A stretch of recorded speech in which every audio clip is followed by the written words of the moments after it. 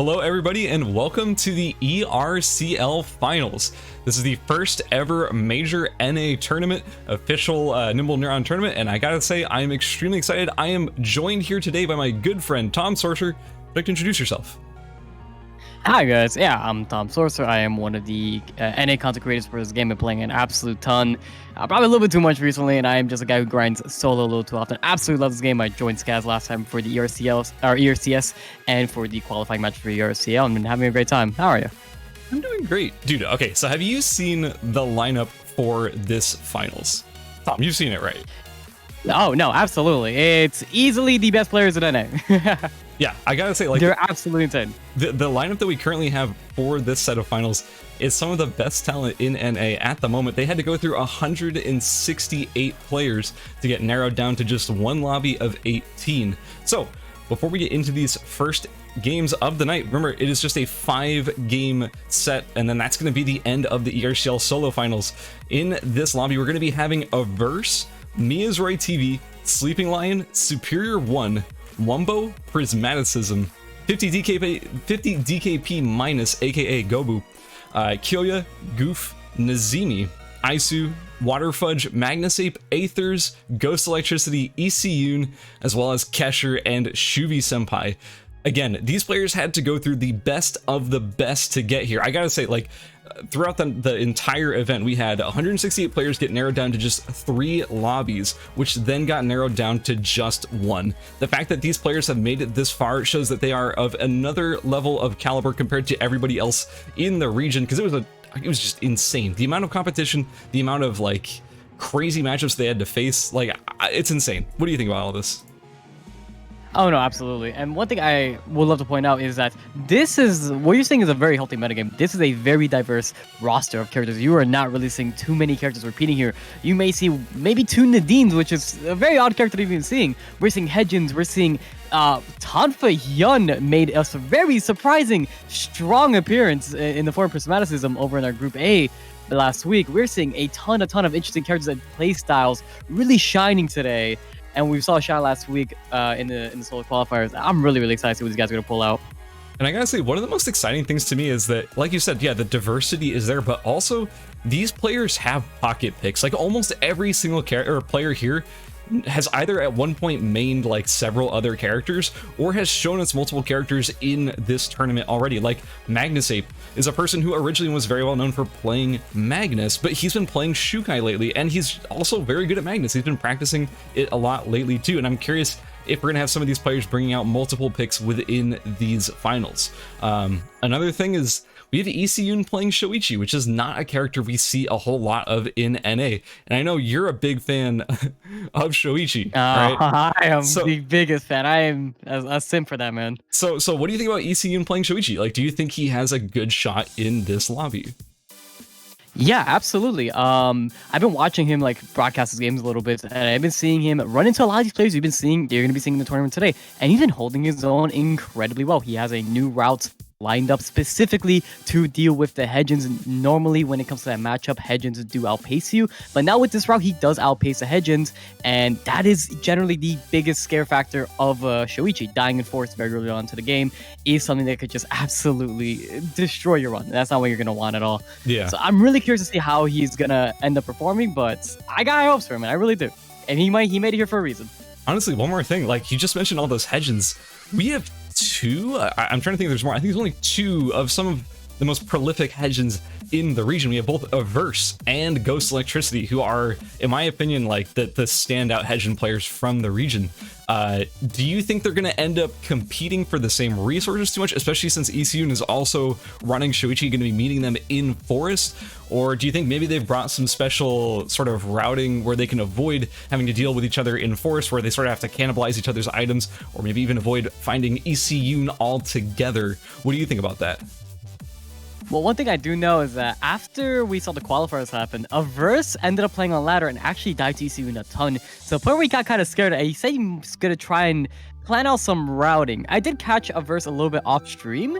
I don't know if he was doing anything special, but I feel like he was practicing something. He's definitely got something up his sleeve. I don't think we're going to be seeing the same routes happen over and over, especially if he knows it's very unfavorable for him in a normal game state. And I think that's going to be a same for Ghost Electricity too. You know, I'm sure these guys saw the brackets, they spectated the other groups, and they're very well aware that it's going to be very, very scary for them to end up in 4, especially if they're both on the same route. They're going to be heavy contesting each other's resources, and at that point, you're going to have 2 half-built hedges versus a full-built Choichi, and it's just not going to end well.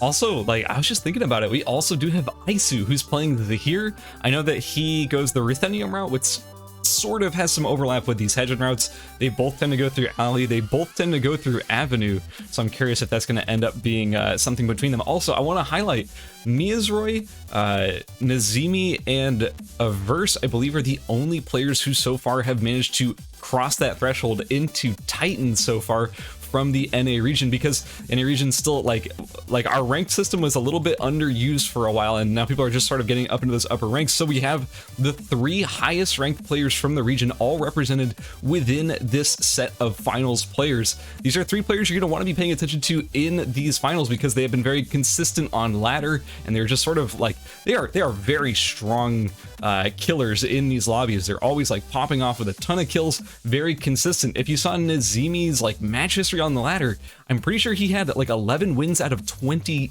games on ladder within the last few days on his grind to Titan. So this is an Emma player you're gonna want to be keeping your eyes on. He's also got some spicy stuff in his itemization, because I did see like maybe some radars floating around, even though he was playing an amp build, which is something we've been seeing a little bit more in other regions as well. But in any case, guys, this lobby is absolutely stacked. Is there anyone that maybe we're sleeping on though? Not to, you know, have a I think you just covered them right away. My personal sleeper pick was Nazimi. Nazimi was gonna be the guy. Oh, absolutely, man. Every time I run into him, I'm like, I don't understand. I feel like you're always so strong. He's always built right on time. He is never behind. And then you just plays the fights so well, no matter what the matchup is. He's an absolute powerhouse of an Emma. He really showcases all the powers in Emma's case. And he's been, like you mentioned, the radar tech is something that's been popping up a little, very recently, the last couple days on Emma. I've been seeing a bit on the Souls ladder. It is very spicy, but one player here in particular, which I was very happy to catch their groups at the end of the last bracket, is 50 DKP minus, which is aka Gobu. He absolutely popped off and was demolishing his group. And Gobu is a very big momentum player. If he's able to get his stride early on into these games, you're going to see him absolutely roll through the lobbies. Absolutely. But subsequently, if he does get behind, we do see him to fall. He ends up questioning his decisions very much so. So hopefully we get to see a strong performance from everybody today. I'm super excited to see his games rolling, and looks like we're getting into game 1. So we're currently going to be loading into game 1 in just a moment. So we're not wasting any time getting into this action, but before we get started, there's one more player I want to mention. This is probably one of the coolest storylines within this entire tournament. We do sort of a Cinderella story here as Shubi Senpai. Not a player a lot of people probably know about, and that's because I'm pretty sure before the tournament they were silver, and they have managed through like pure sheer of will to make it into this absolutely insanely stacked finals. This is a player that is sort of trying their heart out, and if you want to root for an underdog, yeah, give your support to Shubi Senpai, because they could really use it in this stacked set of finals. Also, one more player who is sort of slept on that I feel like people should maybe, you know, put some eyes on is Sleeping Lion. Sleeping Lion is probably one of at least the top 2 best Sylvias in the region. They've been doing insanely good work on Sylvia, and also Sylvia's been seeing a lot of success globally after all those changes. People thought it was going to be a nerf. It ended up being kind of a buff, so I'm excited to see what Sleeping Lion is going to bring in this tournament. So there's going to be potentially some strange picks coming out of these players. We might have a few surprise swap-ups. I don't want to spoil them, because I want you guys to see them the same time we do, but man, I'm excited to see what strange and unique tactics these players have brought, because I'm sure these people have been doing their homework. I know all of these players have been like taking notes of the routes of the people they're playing with, as well as like, you know, having pocket picks, pocket routes, things like that. If you're going into a set of finals like this, like there's a lot of preparation that goes in, right? Oh, absolutely. You're going to be practicing your route over and over and over. And of course, once you get to the highest echelon of ladder, you're going to be dealing with the same people. You're going to be dealing with, well, people in this bracket in particular, you're going to learn their routes very well. You have, resources like DAC where you're able to really scout out players. You're able to look at the VOD from the ERCL qualifiers, and you're able to scout out information like that. One thing I do want to point out though is a very interesting character. Do you know what I'm talking about? We're looking at a Lennox. Yes, sir. So we have Waterfudge pivoting over to Lennox. I believe Waterfudge, correct me if I'm wrong, I'm pretty sure Waterfudge was on Shukai all throughout the qualifiers, right? Or was he playing, I'm pretty sure he was on Shukai, right? I believe he was on Shukai, yeah. So it's curious seeing him switching over to Lennox, which is not a character I exactly know him for. It's also not a character who's been particularly popular in solo lately. So I'm really excited to see this pick. I'm so excited for this pick, actually. It's so cool. Maybe there's a specific strategy. And I don't want to spoil it because it's going to be really cute when we get there. He is not on a standard route. I ran into it earlier today and it caught me off guard big time. So I'm very, very excited to see what he's going to do. Also, as his name does stand true, we are seeing Magnus safe on the Magnus. We are not actually seeing him putting out the Jukai just yet. He seems to have been practicing that quite a bit on ladder as well. And, well, it looks like he seems to be quite confident on it. Yeah, so I'm curious, what do you think about this Magnus pick? I can actually give you a little bit of insight into this route because Magnus Ape and I have been talking a lot lately about Magnus. Like, he and I are probably the only two people who've been playing Magnus really seriously on ladder lately in NA. And so the route here is the Factory Chapel Forest, what's it called? Or Spy Umbrella build, right? So it's the same thing as that one Shoichi build that we've been seeing. You're going to see ECU playing it right now, where you get the Mount Slicer going Factory Chapel Forest. But here's the thing, in order to avoid finding ECU here, in order to avoid all the Hedgens over in Forest in the third zone, he's actually playing in reverse. He's starting in Forest, moving to Chapel, and then going Factory afterwards. It's a very safe way of getting all the items that you need for this build, and honestly, it's a very smart adaptation. Yeah, looking like it's going to work out quite well for him, because right now we're looking at the top side of the map. We are seeing Nazimi and ECU in force, and we're seeing 4 people grouping up at beach. One thing to know here is we were talking about it earlier. We were mentioning how the Shoichi was going to more likely run into the 2 Hedgens. But as of right now, it's not happening. And looks like, ooh, no, DKP Minus was going to go in on group there. He was like, okay, this is going to take way too long. It's a Kiara. Kiara is very infamous for being able to just run away if they're able to hit one ability. He'd rather just start getting his own stacks rolling. Yeah, it's very important to remember that Gobu does not have shoes at the moment. And of course, like you just mentioned, Goof, he does have the steel knee pads because he starts Hospital and goes Cemetery afterwards. So it is way hard for Gobu on Ballista there to actually catch that kill. Kesher dealing a ton of damage to Sleeping Line with just one fully charged Q after Eing 3 times. That is going to be a lot of pressure on the Sleeping Line. He's going to be forced to disengage from that fight with Nazimi in a large engagement against Averse and ECU. Yeah, looks like ECU did blow the ultimate there to try and pick up Nazim, but Nazimi was able to get the hat hop over the wall, and he will be A-okay. We're seeing Kesh here, and I believe Aetherus trying to contest some wolves here. Night 1 will be dropping, so that means Trio Life and Hotel will spawn right now. Oh no, we're looking at Averse, and Nazimi going in for the 1v1 here. The beautiful polymorph is going to stop the re-engage from Averse Z, but no, that's going to spell the first death of the first game of the ERCL Solos Finals. Nazimi will go down to Averse.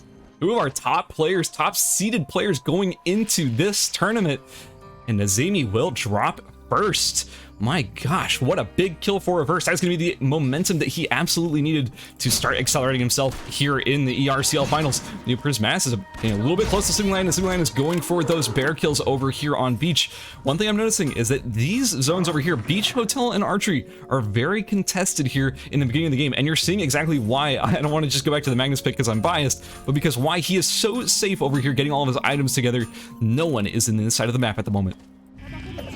Yeah, this is a very common tactic you will see in solos quite a bit, because the top side of the map is very scary. A lot of people do power spike up here, and we're seeing that happening right now between Kesher and Shuvi. A lot of people tend to lean towards the top side of the map too. Forces, and just try and pick up those early engagements. You see things like the Tree of Life spawning, and now with a new introduction of a mechanic, we have the meteorite spawns as well, which could be in the top side of the map as well. So top side of the map generally seems to be the place to be. There's also a lot of animals up there. You're gonna see a lot of wolves, a lot of bears, and those animals will drop a good amount of random resources that could just completely break your game plan open. Yeah, absolutely. Also, one more thing I want to point out here is that we do kind of have to deal with the fact that Forest and Uptown are both closing first, which are very, like, normally we're seeing Forest open in the late game, so that is messing up a lot of these sort of pathways in the mid game. Also, 50 DKP minus, Gobu taking out Aethers. Our cannibalistic nature of these two Nadine players trying to run the same sort of pathing, going for those early animal kills, and just like that, Aethers will be the second one to follow here as Gobu. He's starting his momentum early. Yeah, we're seeing Gobu having. I always find this type of Nadim style very, very cute. You notice that his build isn't really items that he does route for. It is all items that you will get off wolves. We are seeing him with the Sunset Armor, we're seeing him with a Quiver, and we are seeing him with the Mithril Shield. All just building off basic components you can find in neighboring areas, and just hope and playing off of whatever you do get off of those early wolves.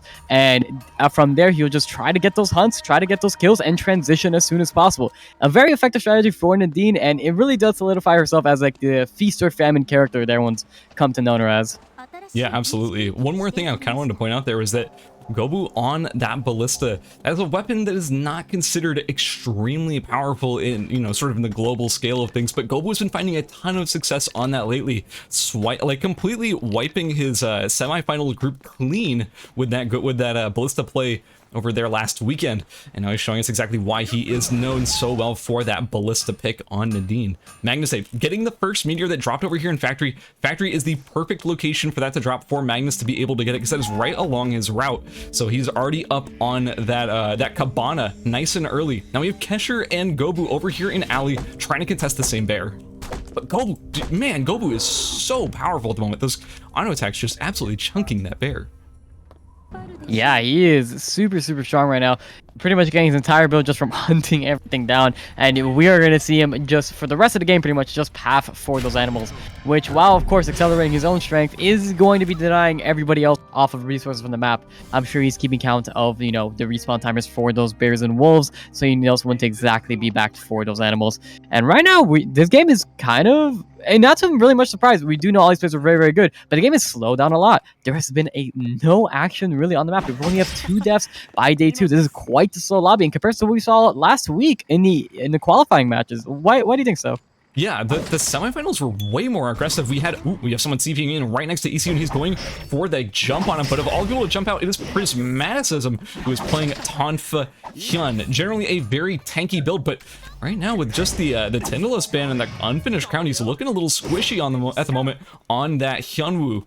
We also have Wumbo in a fight against Ghost Electricity, and it looks like Shubi-senpai fighting 50 DKP minus over here in archery range, and these players may be going down at any moment. ECU is starting to get probably a big engagement over there in Pond as well. Shubi-senpai ulting to get away, and that will not be a kill translated over to Gobu.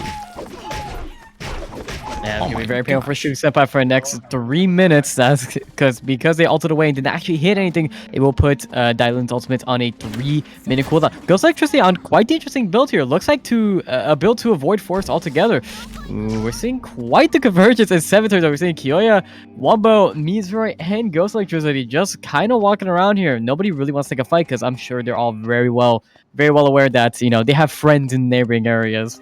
You take one fight, the third person comes in, and that's gonna be your end. Yeah, it is absolutely congested over there, especially since a lot of people are still alive. We only had 2 falls so far. Everyone with their very safe play in general. Wumbo in the red, trying to get gate kept by Kesher. Looks like he will be getting the tree in the end. He doesn't have his shoes done, so this is probably just to make those glacial shoes since he has nothing finished at the moment. Wait a second, Wumbo, that is a very interesting choice to go over to the research center to try to get back into the zone with only 9 seconds left. Can they even make it? Wait, is this a mistake? Wumbo, I've never seen anyone try for 2, he's dead. 1. Wumbo's just out of the game. Oh my goodness. Oh, Wumbo. That was an interesting play. Honestly, I respect it though. That was a really good heads up play. If you thought you were gonna get gate kept on the entrance to Cemetery because you knew there were people over there, maybe just making the call to go to the research center and try and make it in. He was only about a second off. That's a calculation that's really hard to make in the moment. Wumbo going down to the zone, and I don't even know how to make heads or tails of that. Being engaged on by ECU. Yeah, we're seeing ECU drop down the ultimate, trying to get the Q2 reset. trying to just catch up for Smash. And one thing to know about ECU's build here is that he's in fast with the new Tachyon, Brace, White Crane Fan, and Mount Slicer. He has a ton of extra moves. We're missing Ghost Electricity coming in for the third party, but no, ECU will secure that kill for himself. But oh no, Ghost Electricity dropping down the ultimate, and now he is stuck between a rock and a hard plate. The charge just coming down, and ECU will drop, and now it's the dance of the Hedgens. They are just having their little ceremony going on here over at Pond. And man, that is such an unfortunate way to go down. I'm sure he had no idea what was about to happen to him, but at least he died in a visually stunning fashion. ECU was caught between those two, like, saw blades, practically, of Hedge and ults. The worst possible place you would ever want to be in general. Unfortunate. ECU, our only Shoichi player, will be going down I guess the 5th person to fall here over in the first round. Remember, there are 5 rounds still, so even if you have a poor performance here in the first round, you still have plenty of time to bring it back, and maybe it gives you more time to maybe bring out some alternate strategies as well. Well, we are seeing Superior this is 1. So crazy. We are looking at night 2. We're looking at day 3. There are 13 people alive. What? There is no aggression in this map at all. Mizroy getting the Wick Line. Oh, that is going to spell every resource he wants. He took the Wick Line buff and everything off her body. He is going to be now be... Yeah, he already has a Frag Rush, but he's going to now be on the Chinese Opera Mask. And another Force Core to boot, and potentially a Mithril, or maybe telephoto cameras. We don't really know what that last resource could be. That is completely random. But he is looking very, very scary. If you guys have not seen a fully transitioned Cathy, you don't know pain. That Cathy will run at you at lightning speed, and there is nothing you can do about it, and he is practically halfway there. Yeah, we've been seeing Mizroy dominating on the ladder lately, using exactly the same strategy. Go for Wick, make sure you get Wick. Now you have the Wick buff, you have all those transition pieces. Mizroy is incredibly powerful at the moment, and everyone is honestly probably just trying to get away from him, because you know how powerful that Cathy can be when they get those fully upgraded items and that Wick buff. We are on day 3, almost day 4. Only 5 people have fallen. We have 13 players still alive. This is the most passive and safe state of play I've ever seen out of these NA players, and I gotta say, I kind of respect it. I think these players are probably just saying, like, you know, we're in a tournament setting, we cannot be taking these risks and forcing ourselves into fights that we do not want to take, because we're just trying to get that that safe play. Okay, because you know, all these players, if you overextend against them, if you have a bad engagement, you're gonna get capitalized on. There's gonna be someone nearby to third party. You're gonna have maybe like a fight that you underestimate. Like we have Boof right here going in on Aisu-sama as he's using the bush to his advantage to try and get that extra safety to not get picked off by someone else who might be trying to third party. They can't really see him quite as well. And Aisu on this build, making him very tanky with 3 max HP items, but still dealing a ton of damage with that Ruthenium Marble. Yeah, he is. Aisu is on such a safe character. He really, at this point, he knows he can't kill Goop unless Goop were to just all in him for whatever reason. But one thing he can do is just farm up a ton of mastery off of him. And that's really all we're seeing from these players. We're just seeing a lot of poke going in, back and forth. Magasape throwing down his Q, just getting down a little poke. Kyoya is going to be here, probably going to throw out some poke too. All you can really do is get some free mastery off of them, because you're never going to really be able to get that all-in engage, because again, like you mentioned earlier, the third parties is always so prevalent. You know these players have a ton of vision. They're going to be grabbing consoles. They are trying to be as safe as possible. They are playing characters with incredibly safe too. But no, speaking of engagement, we're looking Magnasape going out Kyoya here. Magnasape does have the bike from hell still up, and we are going to see a motorcycle race going down. Gonna do an absolute ton of damage there by reactivation, but Kyoya still does have fuel, does drop the wall slow. Ooh, I don't know. We're going to see Ice from the backside, and it looks like to be a Hedgen on this right. This school is absolutely congested right now. We're seeing 5 people here. Everybody's just converging on the noise from earlier, and oh no, we're seeing Mizroy going out Water Punch, dropping down the beautiful ultimate. Water Punch dropping incredibly low, and he will drop as the 6th person in this game. Yeah, we're seeing exactly how powerful Mizroy is right now with all of those incredibly rare items that he got off of the Wick, off of Wick's body after that kill. Also with that Wick buff, we are seeing Shuvi Senpai in a lot of trouble as Kesher is grabbing a lot of damage and getting that re-slow with the really strong Q reactivations. Also with that ultimate to try and keep Shuvi Senpai in place and give him no chance to get away before the cooldowns are back down for Kesher with the ultimate out, plus a couple of Qs. Shuvi Senpai's gonna get away here. The question is, where is Shuvi Senpai gonna go though? Because I don't see it being very realistic that you can actually get away from this Heart player who has so much mobility. Also, those Glacial Shoes and the out-of-combat move speed from the Rocker Jacket, giving you a ton of out-of-combat move speed, making your chase potential very potent. Yeah, this is looking like a very slow demise for Shivi Senpai here, with really no chance to turn it unless we're gonna see the hard player here just absolutely mess it up. I just don't see it happening. With so much movement speed and agency to Kesher's name right now, it is only a matter of time before Shivi drops here. And it doesn't look like there's anybody in the area. Shivi's got some moves though. He's been dodging charms, been dodging Qs, so maybe there might be a potential for a turn here.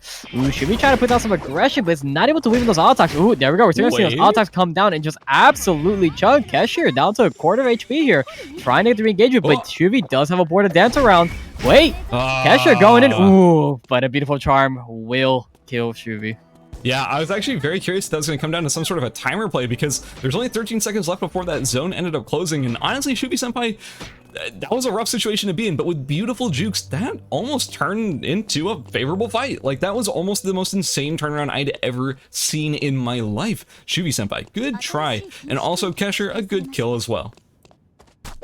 I haven't seen Gobu leave archery range this entire game. I don't know about you, but every time I check, he's at 63, 64, 65 farm now. Wow, what is that? His mastery is insane at 16. There's like every other player's at like 12 or 11, 9, 10. He's at 16. He's farming insanely well right now. We mentioned it earlier, he timed everything on the map. He is going to be there the moment it respawns, and of course, with Nadine's kit, is very clear that she's going to be able to kill animals at the moment they respawn. Like, Nadine is so efficient at farming animals from even such a long range. No one's ever going to be able to contest Nadine, and if you play this game for any amount of time, you will know, if a Nadine's in the zone, it's their zone now. You have to respect that. Nadine will kill you. Yeah, Nadine tends to just control zones, grabbing console, logging those animal timers. It's a very efficient way of playing Nadine, and honestly, it pays off in a huge way because you get a lot of those extra wild hunt stacks, and that is what sort of scales up your damage without having to actually build a lot of offensive items. Okay, we're seeing Mia's right over here clearing up some chickens before being forced to funnel into Avenue, as both School and Archie are about to close. There's just 43 seconds left. All these players opting to go in one way or the other. Gobu checking the bush, and now we have 1, 2, 3, 4, 5, 6, 7, 8, 9 players all here contesting Avenue. That's what happens when you have 11. Wait, no, it's not 9. It's 8. That's why we have 11 people still alive. Man, how is there still 11 people still alive as we are about to go into night 4 in this first round of the ERCL?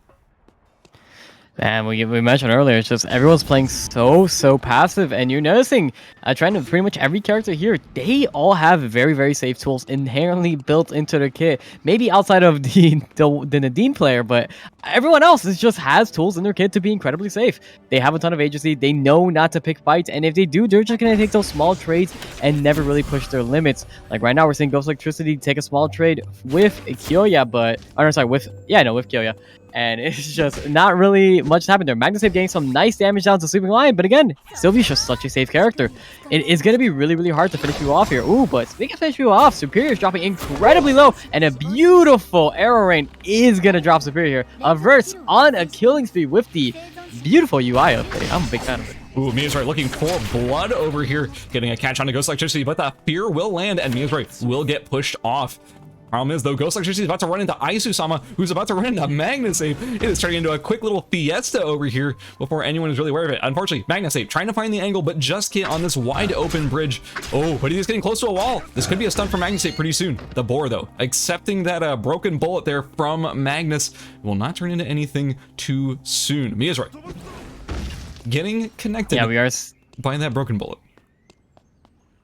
Yeah, we are seeing Mizware does have a ton of lifesteal in their kit, but one thing Magnus is very effective at, and especially on this build, is just absolutely bursting you with zero chance. If Magnus was able to line up with that E with a bat skill and a Q, there's a good chance that Mizware would drop before even having the chance to react at all.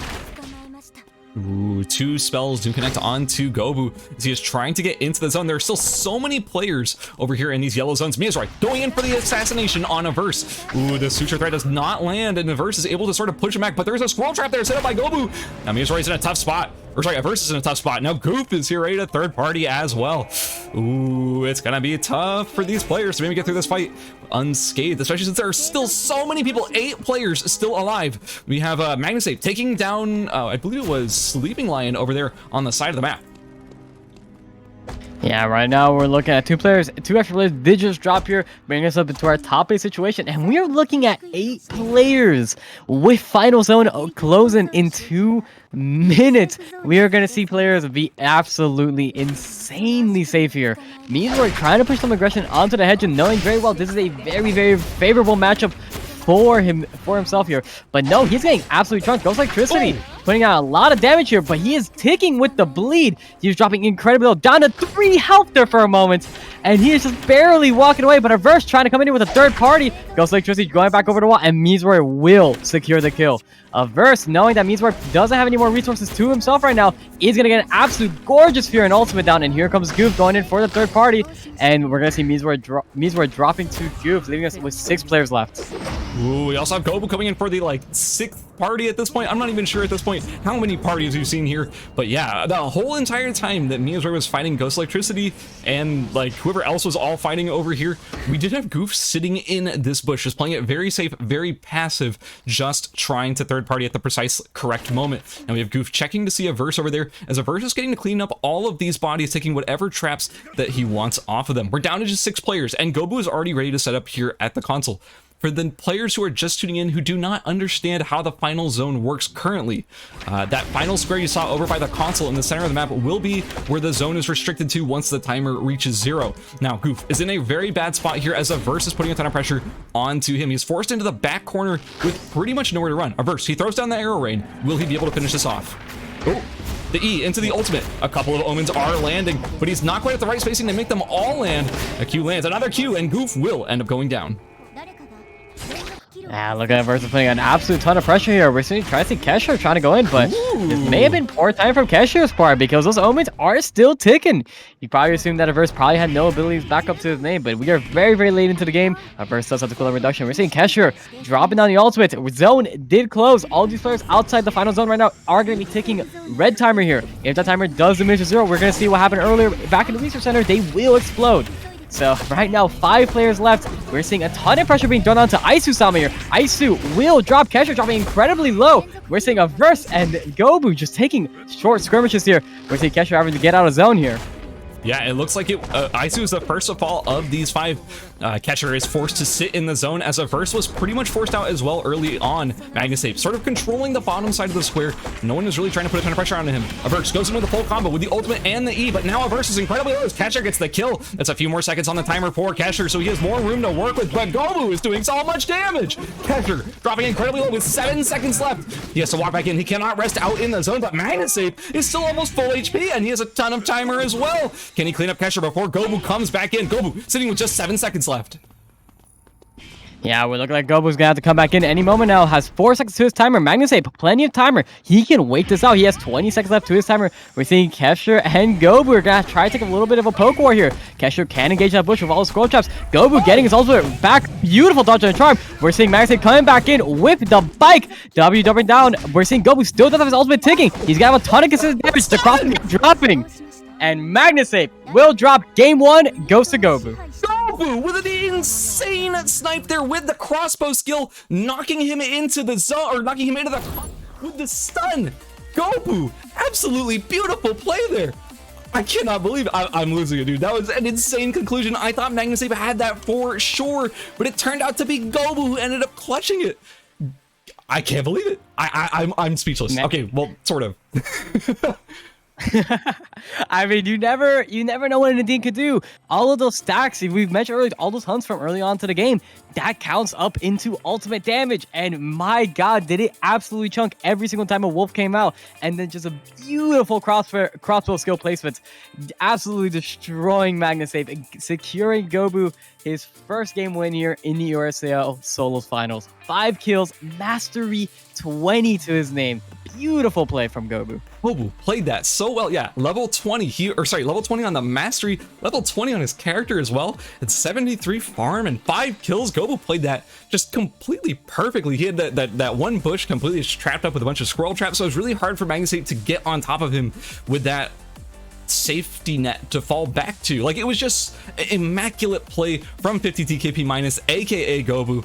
Beautiful play. Beautiful play. I'm actually speechless at how like well he played that. I also want to give a huge shout out to Magnusape, who was, in my opinion, despite being only at 1 kill second place, I felt like he was dictating the pace of that final square more than anyone else. Actually, he felt like the like arbiter of all of these decisions were being made by every other player. I don't know, dude. That whole final square, I could spend hours dissecting it. That was beautiful play from every single person there. No, absolutely. Magnusape played that beautifully, and definitely not on a build really known for playing in the final zone. He's on the very glass cannon build. Very easy to just make one misstep and die, but he was navigating that final zone beautifully, dictating the fight, making sure that he took off a ton of pressure from himself, putting that pressure onto everyone else, and just waiting for the right moment to come in and just sink his teeth in. Sadly, he wasn't able to pick up a ton of kills himself, only with the one, but my God, I mean, did you expect the Magnus to come out here today and perform this well? Because I sure didn't. Okay. To a degree, yes, because I know Magnusape is such a good player. He is very consistent. He's almost always in like that top 5 sort of situation. And I know that his tournament play is some of the best in the entire region. I've always seen him just play perfectly. Like, he has just that game sense when like pride and money is on the line. He has that beautiful game sense to sort of get in there, always make it to the final square, and sort of just mind control everyone into not attacking him and totally dictating the pace of everything. And yeah, that's exactly what he did. Dude, that Magnus play was so good. Like, there were so many points where he could have gotten a kill and the bike just like landed a second too late, and that's just sort of how it is sometimes. There's everybody playing so well. But before we get into this next game, we do have the scores ready, so let's move on over to that. Currently in first place, we have 50 DKP minus, aka Gobu, with 31 whole points. In second place, we have a Verse. I'm actually kind of surprised. I know Verse had a bunch of kills there in that lobby, but he ended up in like 4th or something on placement behind Kesher and Magnusape, but he ended up with 20 points second place. You want to run us through the rest of them, Tom? Yeah, we're saying third place, we're saying Kesher on the AM part with 16 points. He did make it to the final circle, played it very, very passively, and was able to pick up the kill on the Verse at the very end. Their fourth place, which we just mentioned, is Magnusape on Magnus. And fifth place, we're seeing Mizroy, and despite getting the wick line and all of those components so early on to the game, wasn't really able to transition into a much bigger lead. He did end up dropping in the hospital with the absolutely ridiculous final circle of 8 people. Such a hard situation to play for anybody there, but he's still fifth place with 11 points. And in sixth place, we do have Goof on that Kiara, able to just get that one kill at the very end of the game. Same situation on Mizroy in the hospital corner final circle, and well, so far is looking pretty close. Top 2 right now, having a very big lead versus the rest. But of course, guys, that was only game 1. We have 4 more games to go for tonight. And if you guys want to see more sick solos action, well, stick around. You're going to be seeing some really soon. Yeah, absolutely. Like, man, I can't get over it, dude. That first game was so sick. We had so many like incredible storylines throughout that entire match, and I just am so excited for the 4 remaining games of the finals of the ERCL.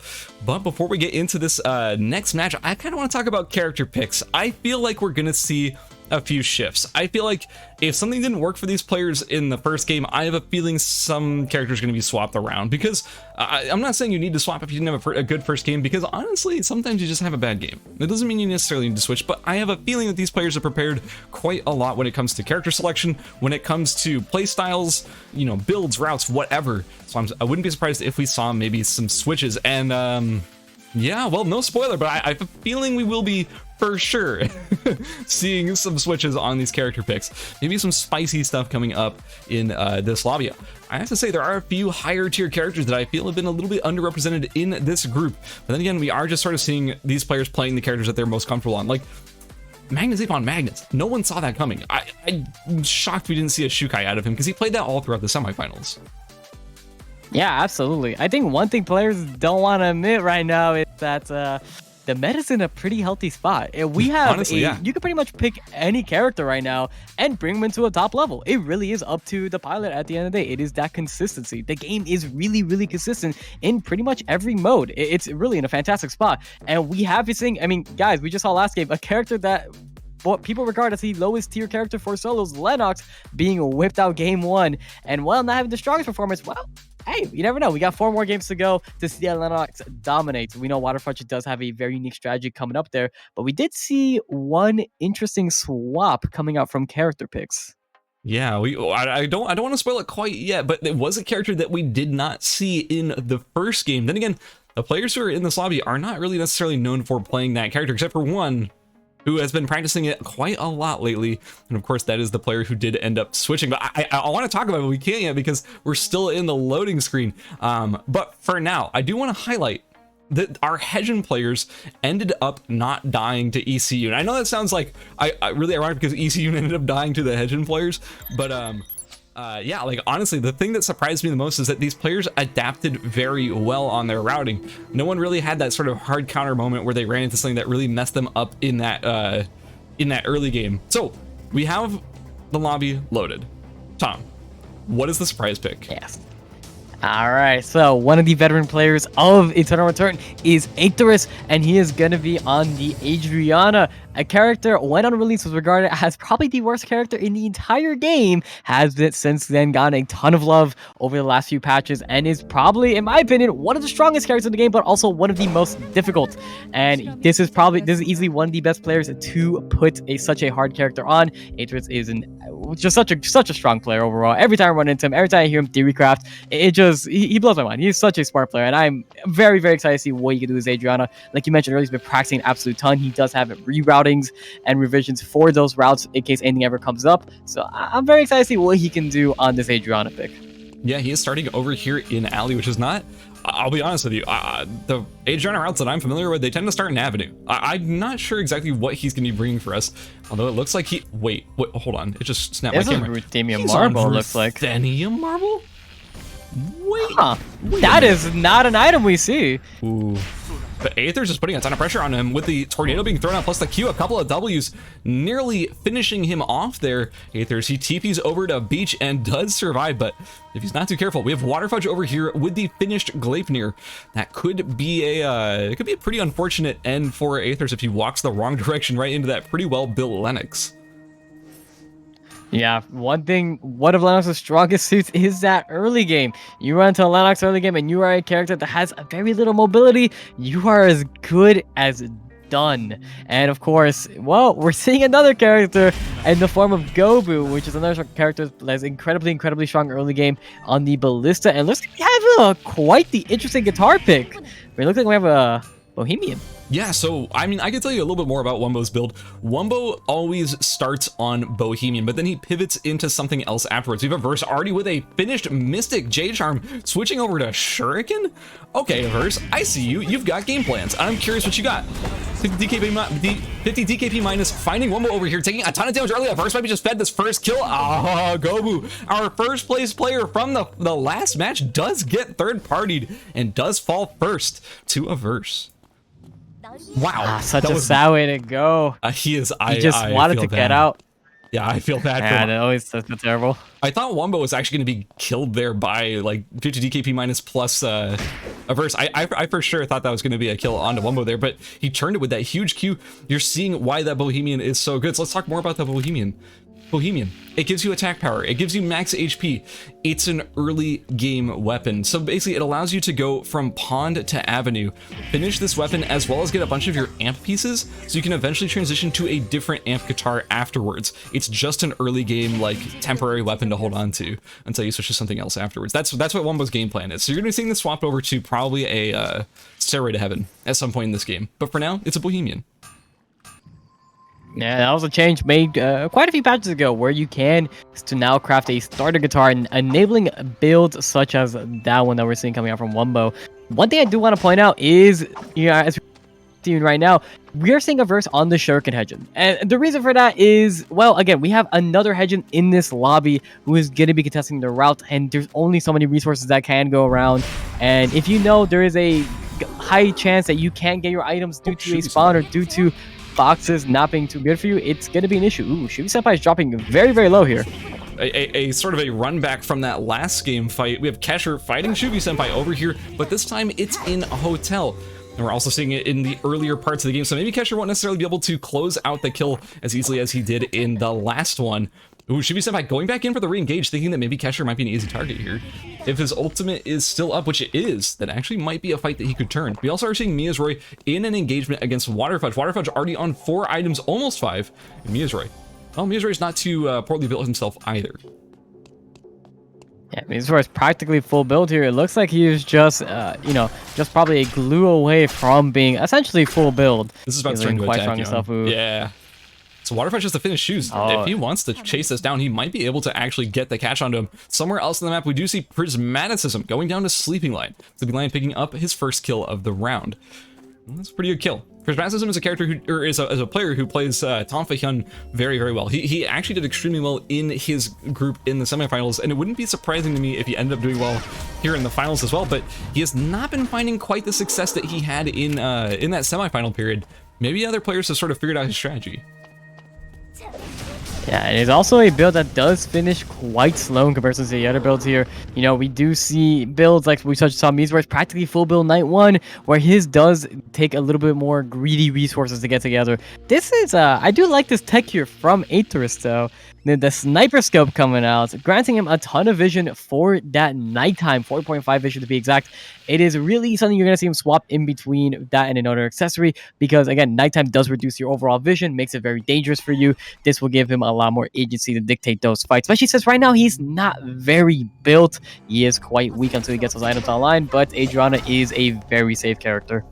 We're seeing Superior 1 and Averse catching each other over here on the right side of Factory, but I don't think they can necessarily get on top of each other to force an engagement. Goof and Kesher, I believe that's Kesher, yeah, Goof and Kesher maybe getting into an engagement over here on the top side of Alley, but it looks like Kesher manages to jump over the wall. That is one of the few weaknesses of, what's her name, Kiara, that she can't quite follow people over the walls that effectively. Superior 1, with a nice hop over into the red zone of Cemetery, will be able to get away from Averse after Averse had done so much damage so quickly.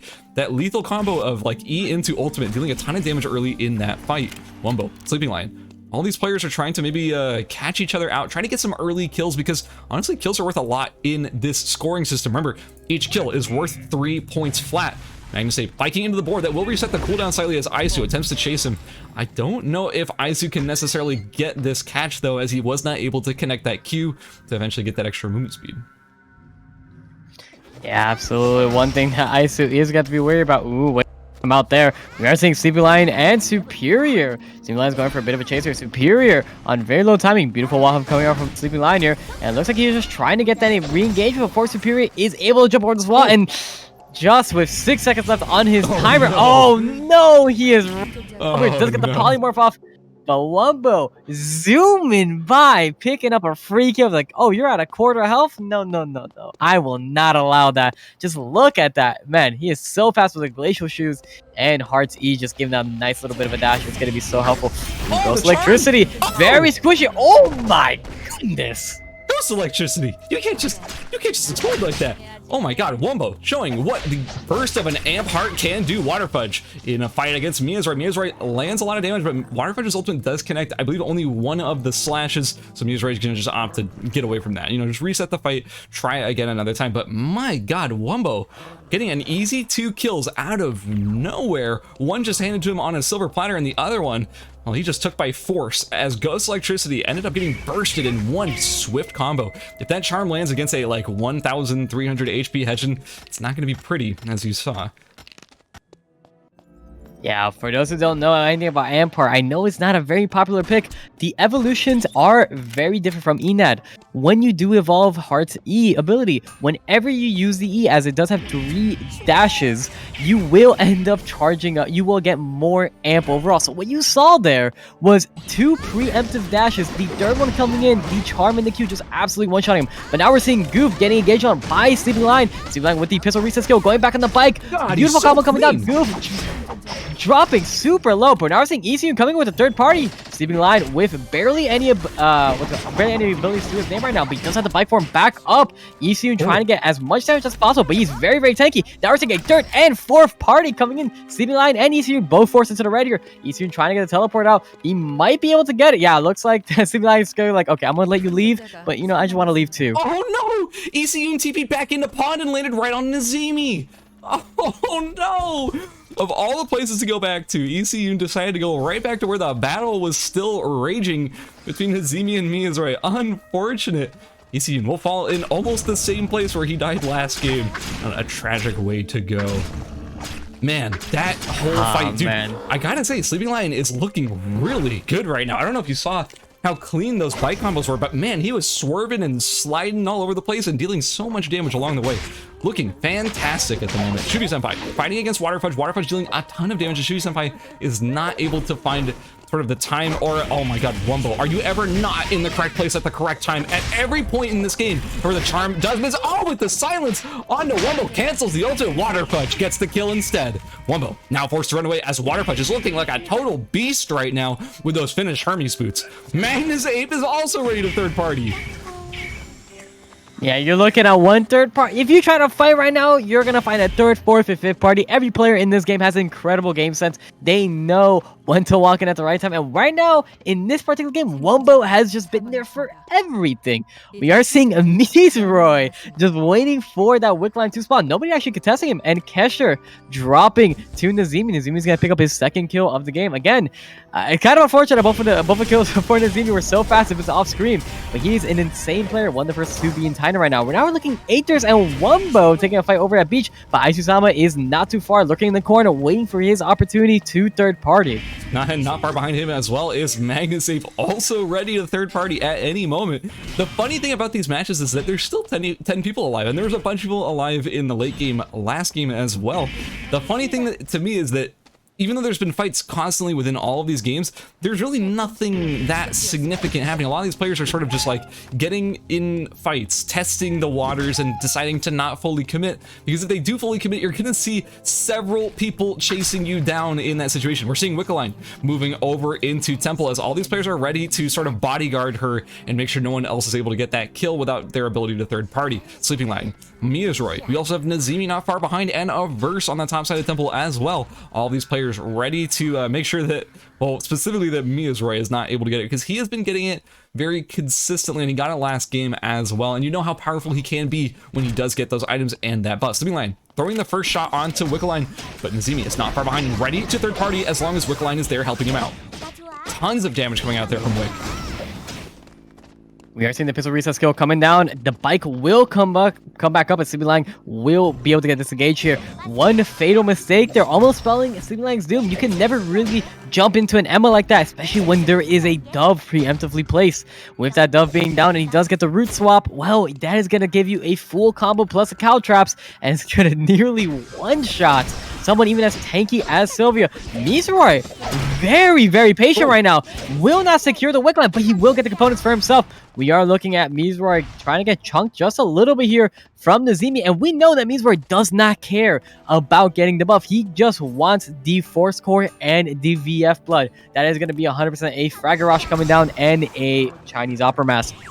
Ooh, but Nazimi potentially catching him here. He doesn't have his weapon swapped over right now, so he's on a green dagger. If he takes this fight with an army knife, there's no way he wins. So he's just forced to get out. He ults over the wall for the extra heal and the mobility, but Nazimi is kind of able to catch up here. Without that card one, which he normally has, he has less CDR as well and less movement speed. This might be fatal. This mistake right here, trying to make the frag rack right there in the open, might spell his doom. But no, Nazimi gives up the chase instead.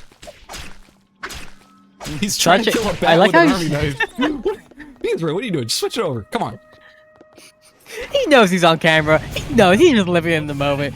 Now we're looking at Magnus Ape and a Verse taking a little fight here, and of course Magnus doing what he does best, just disengaging with that bike, being incredibly safe with it. But as of a couple patches ago, it is on a much higher cooldown, especially since it did not hit any animals whatsoever. So he's not going to be able to do that for quite some time now. And now we're looking at Wumbo and Sleeping Lion taking a little bit of fight over in Forest right now.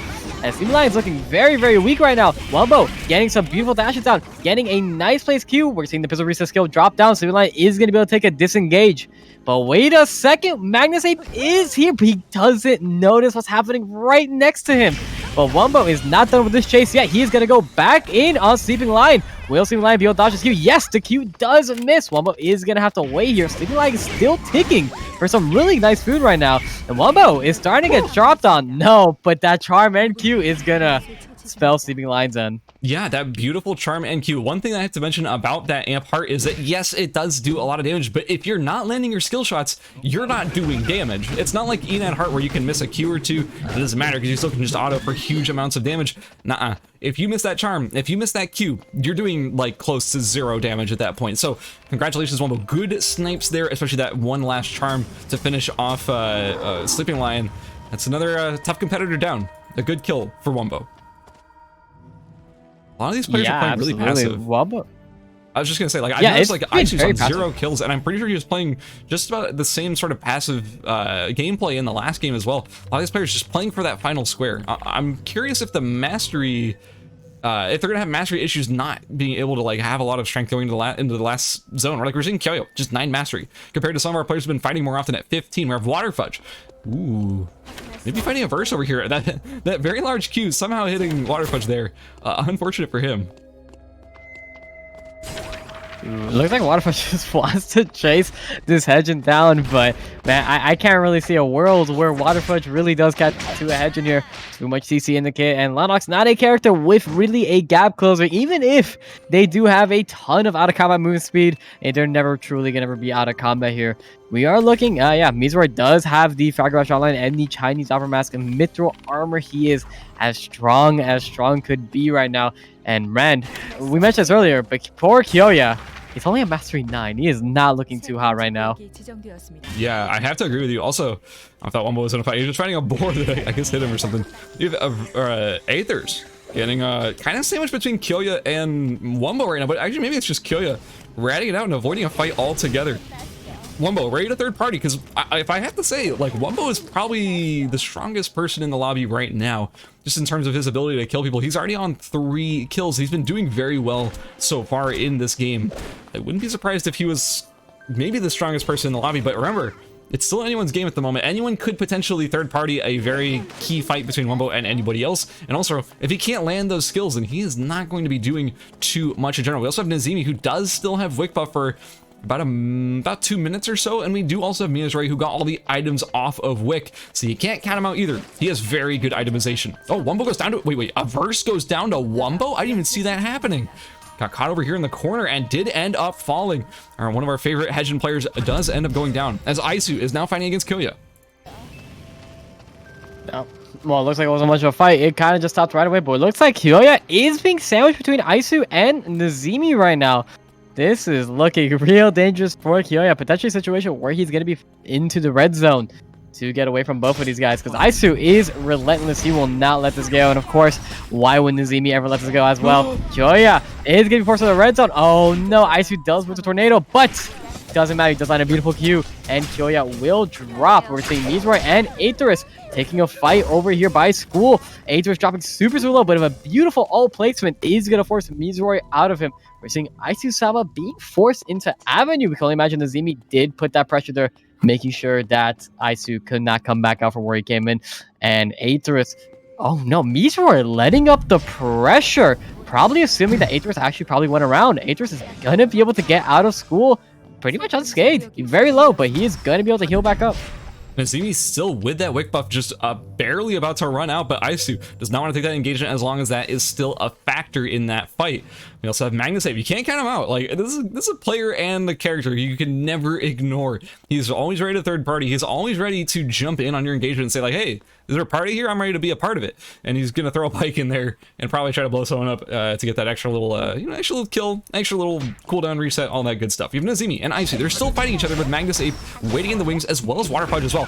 Oh, the Q from Magnus Ape lands on Isu. Now Isu is surely going to fall here.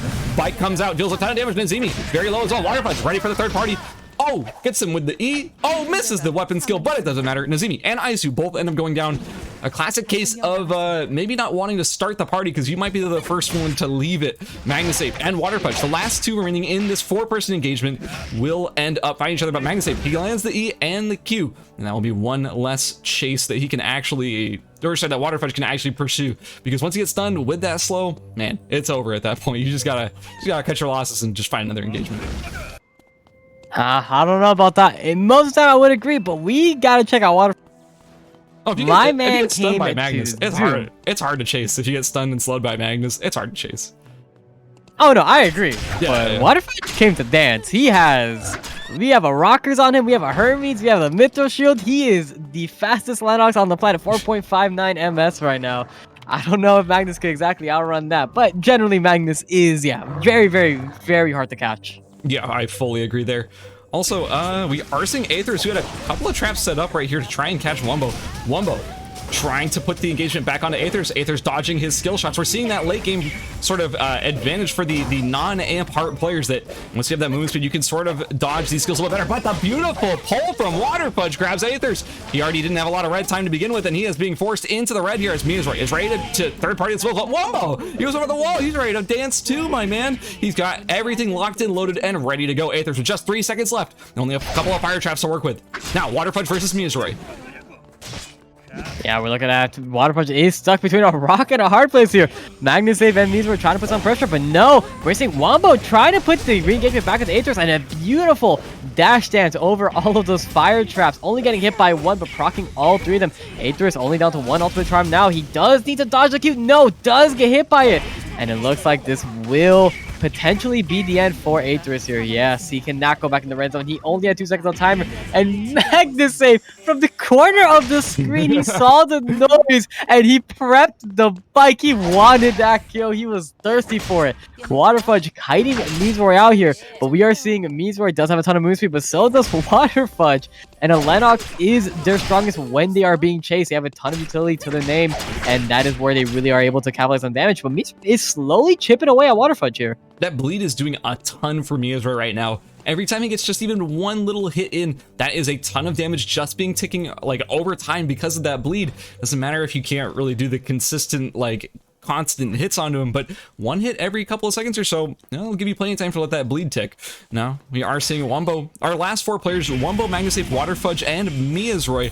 Ooh, the beautiful combo landing from Wumbo. The charm into the Q, dealing so much damage, but Waterfudge, since he has so much defense as well, and a lot of max HP, he is not really going to get chunked out or really killed from just one combo from Wumbo. Now Wumbo, he's going to disengage and try and find another engagement. Magnus Save, he finds the stun into the slow, into the bat skill. Mizroy kind of losing about 1,000 HP there, but that's kind of the extent of Magnus Save's combo. Another stun. Some spins. Oh, wait, this could turn into a bike kill if he gets the... No, it's on cooldown. Wait, no, it's not on cooldown. He just didn't want to bike there. Was that... No, it has to be on cooldown. Maybe. I mean, I saw it on the UI there. Maybe it was just like a second or so away. Either way, we're into our final square here. All players not in this final square will be losing time over time. The little timer over their head indicating how much time before they will explode immediately. The charm from Wumbo landing as Waterfudge is now forced to go back into the red to heal up. Mizroy is just opting to stay as far out of the zone as possible because he does not have a lot of HP after that engagement with Magnus Save earlier on the south side of the main building. Now Waterfudge, just 2 seconds left, is forced to go back into the zone or else he will immediately die. Mizroy going in for the third try, trying to get the snipe on him, gets it with the dagger skill, and now Wumbo and Magnus Save are both kind of bleeding out against Mizroy. Yeah, looks like right now Mizroy is up, trying to go for the fight. He knows he can take. He knows he can't really push onto Wumbo here, so he's gonna try and get the kill onto Magnus Save. But again, Magnus is such a hard character to kill, but no, he still has the ultimate up to his name. But no, right now we are gonna see a beautiful charm. Wumbo! My goodness, he is so clean with it. Getting the charm into the 2. Give him game number 2. Another 6 kill first place. My goodness. Yeah, and I have to say, one of the most exciting things about that whole thing was the fact that he charmed him right into that Venn diagram of the 2 traps, which ensured that he ate, I think they were just fire traps, but he ensured that he ate both of them. There's a ton of true damage coming between those 2 traps. One thing I want to highlight in that fight between Mizroy and Magnus Save was the fact that Magnus Save tried to, I got what he was doing. He was trying to maybe kill Mizroy just on timer because Mizroy did not have a ton of timer, neither did Magnus Save, so he tried to stun him there. But unfortunately for him, Mizroy had already started his ultimate. That puts you in the unstoppable state, which means you cannot be CC'd, you cannot be stunned, you cannot be pushed around. And that was what he needed in order to get that last little burst of damage in order to take out Magnus Save. And in the end, Wumbo, with an insane 6 kill performance, will end up taking game number 2 here in the ERCL solo finals. Yeah, back to that previous point. One thing Mizroy has been very, very consistent at is buffering that ultimate against any form of CC. You know, I can't imagine he's practiced really against a lot of Magnuses lately. but he did have the timing down just right to be able to secure such a tight kill, because had he messed that up, he would have exploded the timer, and Magnus Ape would have been the one to potentially take that first place. Yeah, absolutely. And one of the things that I have to say is that even though Wumbo had 6 kills, even though Wumbo did an insanely good job, the rest of the lobby didn't have any high kill placements. We generally had most of the kills distributed amongst the players. We had Miazright with 2 kills, Waterfudge with 2 kills, Nazimi with 2 kills, Sleeping Lion with 2 kills. So many players got 1 to 2 kills. I don't want to mention everyone got 1 kill, but like it was pretty well distributed. So honestly, the points are being sort of evenly distributed amongst all these players, aside from obviously Wumbo, who had an insane 6 kill victory. That is a enormous placement for Wumbo, and it's going to be putting him really high up there in the placements going into the final 3 rounds. We do have the scores ready. So if you are curious where your favorite players are currently standing amongst their fellow competitors, we can check that out right now. So currently in first place, dethroning Gobu, aka 50 DKP minus, is Wumbo with 35 points. An insane placement and kill rate from the last game gave him that massive lead that he did not have before. I'll say it that well. 50 DKP minus has dropped down to second. It's still a very good position to be in, considering prizing does pay out, you know, beyond first place. And yeah, how about the rest of them? Yeah, we're looking at Miazright just still slithering his way into that third place with 29 points, having a very nice performance this game, hitting that second place in the previous match. We're looking at Magnus Ape again in final circle, not really getting a whole lot of kills, but is at 28 points in the fourth place. Verse fifth place with 26 points. And again, you might be noticing the discrepancy between third and fifth is 6 points, which is not a lot at all. And we're looking at sixth place with Kesher with 19 points, and beyond that, it's looking a lot harder for our contestants here. But again, that was 2 games out of 5, guys. We have quite a series ahead of us, and man, these placements are going to be looking vastly different by the time this series is over. Yeah, and one thing, like you mentioned, is that the point like discrepancy between second and fifth is only like 5-ish points between them. Like, that's insanely tight in this top like section of the seeding. Also, 35 points for first does not mean that they are that far ahead of anyone else either. It's still anyone's game to take that top spot and take home all of that big prizing for first place. 35, 31, 29, 28, like these are all placements that could really, anyone could take it. Any one game could accelerate you 40 points even, potentially, under the scoring system. So yeah, it's still anyone's game. If your favorite player is currently struggling in the bottom half, do not worry. It is still anybody's game. So one thing that I am noticing, though, is that both of our amp hearts have actually made it into the top 6. That's something that is, to me, a little bit surprising. Not because I think Amp Heart is not a good character. I think Amp Heart is Heart in general is just a fantastic character, but Amp Heart is not something we've been seeing a ton of lately. And so I'm surprised and happy to see both of our Amp Heart players doing it so well. Yeah, absolutely. I mean, lately is an understatement. I can't think of anybody really who just sits there and plays Amp Heart. It is a build that just kind of faded away with time. It got popularized a little bit by yourself, and you know, after that resurgence, it just kind of went away. Nobody really talked about it anymore. Everybody was on the Enad variant, but people do forget when Heart has a ton of cooldown reduction, she is incredibly safe. That Q is on a practically 3-second cooldown, giving you a 50% slow, multiple dashes, does have the ultimate to reset fights, does have the charm to, you know, peel for herself. It is so hard to kill Heart if she is not wanting to die. It's just such a strong, dominant character. Yeah, I fully agree, man. Honestly, I really do. Like, I think that Amp Heart in general is just sort of a consistent character because you have that mobility, you have that burst potential. Also, burst is really important in these lobbies because the lobby's been playing very passive, very third-party oriented, and the fact that you do have that burst means that you can sort of sweep into a fight and just like instantly chunk somebody and then get out of there, right? Because you do have that high mobility, you do have that fight reset, and you do have that burst. Like, those are like the 3 best things for third partying. That's exactly what Amp Heart is delivering in these lobbies. That's what Wumbo was doing all game last game. always coming into third party, always just cleaning up kills and then getting away scot-free because you can just sort of do that on Heart. Like, that's just one of the best things about that character. Also, that's kind of why Magnus is doing so well, at least on Magnus Ape, or Magnus Ape is doing so well on Magnus, is what I meant to say. Basically, like, he's just getting in at the right moments, maybe sniping someone with a bike, or just being consistent in getting to that final zone, at least securing a kill or two, and just making it to the high placement, and he's doing very well on that in general. Magnus Ape was a player who I definitely, if I was a betting man, I would have probably put, you know, a few points in favor of Magnus doing well because, or sorry, Magnus Ape doing well because he's got that game sense. He's got that really good sort of heads up behavior when it comes to knowing exactly when players are going to be engaging, when he can stop by and maybe clean something up before getting out of there. Like, he's just really good. Yeah, no, he's a fantastic player, top of the ladder for a reason. Always just been a very level-headed guy and just trying to figure out how he can improve his own gameplay and just trying to really innovate the games that he does play an absolute ton of. And I mean, again, like, it's very, very shocking to see him really just on that Magnus one. Nobody really expected, and just such a convincing performance on Magnus pretty much every single game so far. But we did see some mix-ups here, though.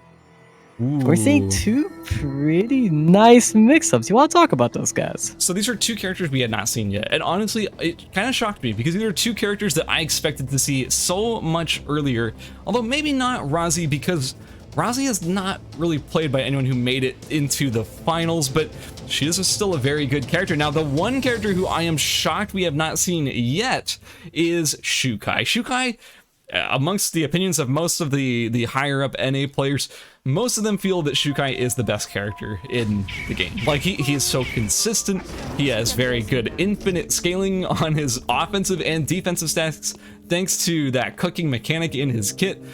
He's insane, right? And Waterfudge and Magnus Ape were both players who made it to the finals playing Shukai, so it surprised me that we didn't see any yet, but here we are. Waterfudge finally bringing out the Shukai after playing Lennox for 2 games, which is it's still so surprising to me because that's not a character I expected him to play in the first place. Yeah, wasn't a character I expected at all. He caught me completely off guard on ladder earlier when I'm like, why is there a Lennox in my game? And why is it you? I've never seen Waterfudge on this character ever. So it was just such a weird shock to me. And now we are seeing him back to what he is normally known for, is that Shukai, what he has such a strong performance with in the group stages. And one thing I do want to point out is some of the guys who have fallen earlier in the bracket. We are looking at people like Prismaticism, who have been having a very rough time in the previous games. We are looking at, you know, Gobu coming in with the ballista. Waterfudge is going to be pushed out. You cannot sit. This is Gobu zone now. You will not walk in here. Yeah, I'm actually curious if the sort of the call to not play Shukai came from these players deciding that Gobu would be here, because most people have observed that Gobu goes pawn second. Like, most people know that. It's not a surprise. Ballista goes pawn second, generally. And so as a result, maybe they just didn't want to play anything that went pawn second because they were pretty sure they were going to die to Gobu. Like, look at this. We have, like, basically nobody over here in the main area pawn, aside from these Emma players who are just now making it into the zone. So I'm starting to think that maybe the pivot away from Magnus was thinking that the lobby was going to be too targeted against Shukai. Too targeted against Shukai, so they opted to not go for that character. That's my only theory, really. Yeah, absolutely. It's definitely very interesting. We do know these players have been scouting out their pools. They know they saw the group stages. You know, they've been talking amongst each other. So, and they've been playing against each other a ton on ladder. So at this point, nobody's hand is a secret anymore. Everyone's hand is on the table. You know exactly what they're playing with. And so at that point, you got to figure out what you could do for yourself to try and reroute around that to give yourself the best odds. And of course, the best odds is going to be never go to that pawn second when you have a ballista in the game, as I can't think of another character in the game that could potentially even contest that zone 2. Okay, so we are seeing the sequel to the weirdest fight of all time, as we're now seeing Shuvi Senpai, we're now seeing Shuvi Senpai versus Kesher for the 3rd time in a row. And yeah, but this time it looks like we also have Prismaticism just TPing into the area, trying to get on top of this zone, but finding a weird engagement between these two players instead. Shuvi Senpai dropping very low. This might be another kill. Oh, Shuvi Senpai does in fact get hit by that fully charged Q. It is going to be He's taking such good food, though. He's ticking for 47 a tick. And it's probably something like mocha bread or something like that. But he doesn't have the finished weapon. He's still just on the bleeder. Kesher missing the Q, and now he's shooting Senpai with the ultimate. Kesher goes down, but Sleepy Lion is here to clean up the fight. He is saying, no, no, no. I am ready to third party, and if you're just on a blue weapon, I'm going to take you down instead. Oh, but can he take him down, though? As of last patch, Sylvia's rank 1 bike is on a 20-second cooldown. It's going to be quite a while before Sleepy Lion does have that cooldown back up. And I am a liar. Do not listen to me. It is back up right away. And we are seeing Sleepy Lion going in back onto Shuvi Senpai here. But like Scaz mentioned earlier, Shuvi Senpai is taking such good food. It is not worth Sleepy Lion's time. It is going to take way too long to finish him off. So Shuvi Senpai will pick up the first kill of the game in the form of Kesher, and will walk away with his life. Shuvi Senpai must be feeling, oh my god, Shuvi Senpai, I am so sorry. The fourth party, this is not looking good right now, as Goof is ready to slam that reactivation and deal a ton of true damage. Boom, there it is. Now if the E lands, which it did, Shuvi Senpai will surely be falling here as Goof gets his first kill of the round. And meanwhile, on another side of the map, Waterfudge, our first Shukai player of the ERCL finals, does go down to a verse. A verse picking up a kill, must be feeling pretty good. Waterfudge was well built too, but a verse is full build himself. But maybe I can't tell if he got some of those items off of Waterfudge, but either way, I'm surprised. A verse popping a Shukai before he's able to sort of get to that late game period. Must be feeling pretty happy about that. Yeah, one thing we do know about Hedgen quite well, as I'm sure all of us have experienced, is what if you ever run into the Hedgen and they get the first move, you're probably as good as dead. Unless you go tanky enough to survive that initial burst, you are going to drop. And of course, when we talk about two very squishy mage characters, really whoever gets the jump first is going to be the one that comes out victorious. And looks like in that case, it was a verse. And now we're looking like a Sleeping Lion going on to Goof here. He's more than happy to take some fights here. He's full build and a half. While Goof, on the other hand, well, he doesn't even have the missile thing. Yeah, he does have the boost and he does have the white crane fan. So he is very, very fast. And of course, if he ever does proc his passive, he is going to be zooming out of there. So it's never an easy character to kill, even early on into the game. So Goof will escape. Wait, did he manage to... How does he not have branches? All you need to finish the Sword of Justice up into a Mistleton is just some branches. I thought for sure he was finishing it right there. That is the biggest upgrade for that weapon, by the way. The purple is not very powerful because all of the amp comes when you finish the full gold. I'm surprised to see Goof still not quite there yet. I'm sure he's going to be finishing it any second. We saw a fight over in Hospital between Ghost Electricity and Nazimi, but it didn't end up sort of, you know, turning into anything too significant, as both those players do end up disengaging from each other and just sort of walking away. But now we are seeing three players over here as Ghost Electricity goes for the re-engage on Nazimi, but AZ is here for the third party and the re-engage. That bunny throwing so many daggers so fast. Nazimi does end up going down to the cutest little Shoichi I've ever seen. Yeah, that's one adorable bunny, and I am quite a fan of it. Please, Nimble Neuron, when are we getting that skin? Yes, I want Bunny Shoichi. Wait, that might be very different. Anyway, a verse versus Kyoya. Did Kyoya just go down there? It must be because a verse is on 2 kills. Kyoya does end up going down. And now we have Superior 1 versus Prismaticism over here in Chapel. It looks like Superior getting the good catch onto Prismat. Prismat just caught into the vortex of Emma's skills once the Caltrops is down. If you don't have that W or that E to get through it on Hyunwoo, you're in bad shape and you're probably going to end up going down. Unfortunately, Prismat unable to find that late game that he's been looking for, and Superior 1 picks up another kill, or his first kill over here in this third round. This is the halfway point of the ERCL finals. This is where you need to really make the magic happen, because if you cannot find your points here, you may just have no chance to make it into the top. Once we cross that halfway point, it's going to be really hard to find those extra points in order to make it into the top 6. Yeah, it's going to be quite hard for people dropping early, you know, like Prismaticism. They've been having quite the rough game for the last few games to make it into that top 6. But again, you do have 2 more games. You always have the potential of getting that pop-up game. And speaking of pop-up games, Isu needs to stop killing like people he found in his 1 chest second. ride. He needs to stop bursting people before I have even a chance to go check out that fight. Verse getting a kill onto Isu-sama. Isu does go down. Yeah, no, again, Hedgen is just such an explosive character. If they ever lock eyes with you, you are as good as dead. Ghost Electricity trying to get the preemptive ultimate down to Aetherus here. does not connect, but it is on a very, very low cooldown. Ooh, we are seeing the heart ultimate coming down. Did have the healing reduction on him, so it's going to be taking a little bit less, but Ape will walk away here. We are seeing Verse and Mizroy taking a dance over at Temple, and this is a matchup they talk about all the time.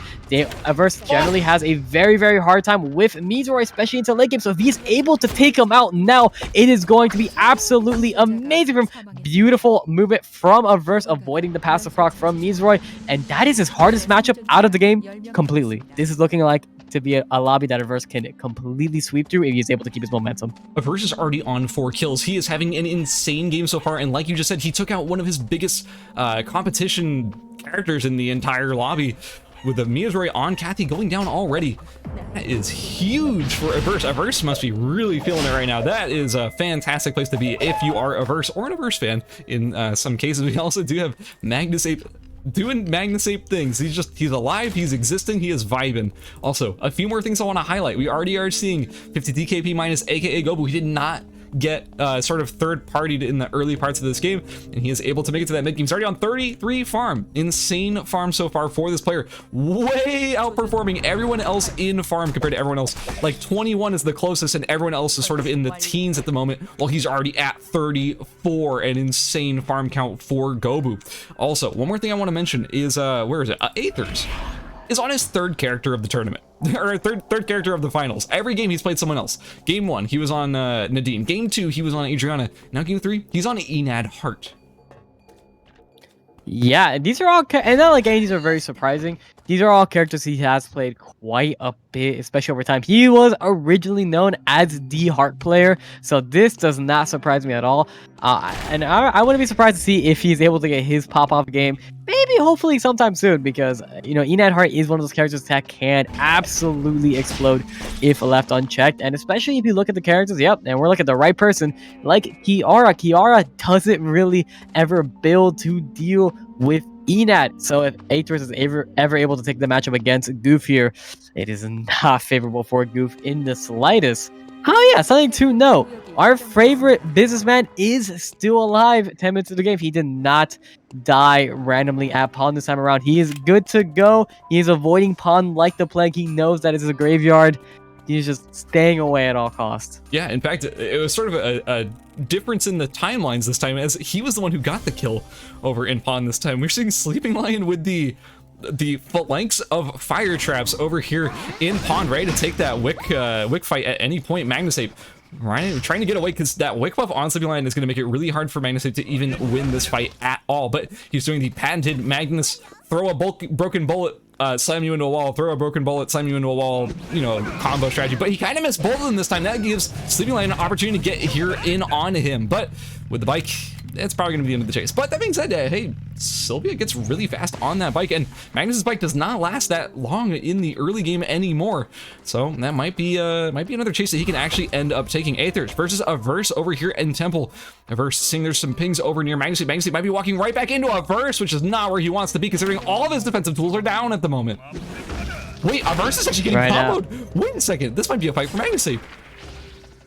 Yeah, Magnus not having that bike though to finish him off, but I don't know. It's looking kind of scary for Averse here. He is getting stuck between Magnus and Aethers. But besides them, there's a third, fourth, fifth, and sixth party waiting for him outside this temple entrance. If anyone knows it's Averse here, it's gonna look pretty grim. ECU dropping incredibly low, and Sleeping Lion will pick up his first kill of the game here. Magnus gonna grab the console. Averse trying to put on some pressure onto Sleeping Lion here. Wants to get the person with Wickline out of the game, knowing that, well, they are very, very scary. Even with all those kills Averse has, he could easily drop to a character with the Wickline buff. We're seeing Goop and Ghost Electricity. This is not a fight that they are exactly unfamiliar with, as both the players have fought several times this game already. The ult Lance and Ghost Electricity dealing a lot of damage, but now Goof, he knows that ult's down, so he can probably re-engage this fight, because he didn't take quite a lot of damage that he expected in that first little pass from the Razi player. Also, I'm not too familiar with that matchup between those two characters, but I feel like it kind of favors the Kiara. Like, it didn't seem like Goof took nearly enough damage there for it to be a like quick and closed out fight for the Razi. And if she's able to lifesteal a little bit more, that would probably be a fight that goes over to Goof. Wait a minute. Oh, is this the bait of a lifetime? Oh, Sleeping Lion right into the Pendulum Axe. Gets the guaranteed ultimate from Ghost Electricity. Now Semifinals is in a lot of trouble, but Ghost Electricity, keep in mind, he doesn't potentially know that that bleed is ticking from Semifinals. Semifinals is very strong at the moment with both the Boots of Hermes and the Wick buff still ticking. Now Ghost Electricity, he's in good shape with auto arms. Well, wait. Ghost Electricity's items are crazy. He has Chinese Opera Mask, auto arms, and Moonlight Pendant already. He had the BF blood sample and a 4 score. How is that even possible? He didn't even get Wick. Why do we need a Wick when Pond Bears are always gonna do you justice? Clearly getting those RNG components off some bears earlier on into the game, but man, he is looking real nice, and those items gonna have a ton of HC with the Chinese Opera Mask. But oh no, Magnus, our favorite biker here, is dropping quite low, gonna be forced to, well, bike out, gonna be hitting the chicken there to reduce the cooldown of his ultimate, and he's gonna be forced into pond through the red zone. We're seeing a verse trying to take the re-engagement onto Superior, despite getting his way out, is trying to take a turn there, throwing everything down, but it will not be enough to take a verse out. Yeah, it looks like that was a nice little like tricky, a nice little tricky turn from Superior there to maybe try and turn a bad situation into a good one for him, but instead just opting to get out. But man, that burst on the turnaround was quite significant. Honestly, that was really well played by Superior. Ooh, Gobu might be walking right next to Magnusape, catches him there, sees it's there, but man, the burst coming out of Magnusape, Gobu's just trying to get out of here. He doesn't want to be a part of this fight at all. That was honestly surprising. I like, generally speaking, the rule, like when you're playing Magnus with this build, generally speaking, if your opponent has more than 2.2-ish K HP, it's a bad fight. You do not want to take it, but he was not afraid. Sleeping Lion versus Ghost Electricity. It's so close. I don't get any second. It's Sleeping Lion who gets the final blow. Oh my God. Ghost Electricity just needed to attack one more time and Sleeping Lion would have died there. An insane fight between these two players going down to the wire as Sleeping Lion just barely comes out on top. Yeah, Semifinals very, very clutch at the very end of that fight there, getting the transformation off to get the enhanced auto attack from his passive, and that was just a little bit of edge he needed to take Ghost Electricity out of this match. Semifinals with a very, very strong performance on that Sylvia today. You know, character. Ooh, wait, we're seeing a verse going out to Aether's here. Aether's dropping to the fire trap, trying to get the charm down onto the fire trap, but it is not going to work out for him. He does get his own ultimate down, but he's just getting absolutely chunked, and these chakrams are not helping. They're still live and loaded, even if you are in that heart ultimate. Oh no. But one thing it is, we mentioned earlier, it is very, very hard to taste the heart down. We are seeing Superior getting chased out with Semifinals. The TP, whoever that was, did get canceled. And it looks like Aether's will drop, giving a verse 5 kills for this game. Man, our verse is in such fantastic shape at the moment. Oh, Superior. Oh, okay, never mind. Forget what I was about to say. So, Sleeping Lion trying to chase a Superior there. And honestly, the surprising thing to me is that, yeah, even though Aethers did sort of get away, he maybe opted for a less safe path, which gave a verse like wall hops that he needed to get over and end up cleaning up that kill. One thing I want to highlight between that fight between Sleeping Lion and Superior One was that there was somebody about to TP in right on top of their fight, which could have probably been the end of Superior One in that fight, but ended up canceling the TP. Like, that really could be the complete game changer between him dying and him living there. Magnusape fighting against Gobu, but not doing quite nearly as well as last time. He is very low. If these Qs land from Gobu, it will be a ton of damage and probably just spell the end for Magnusape. But Magnusape, he manages to juke it out, and he manages to get away.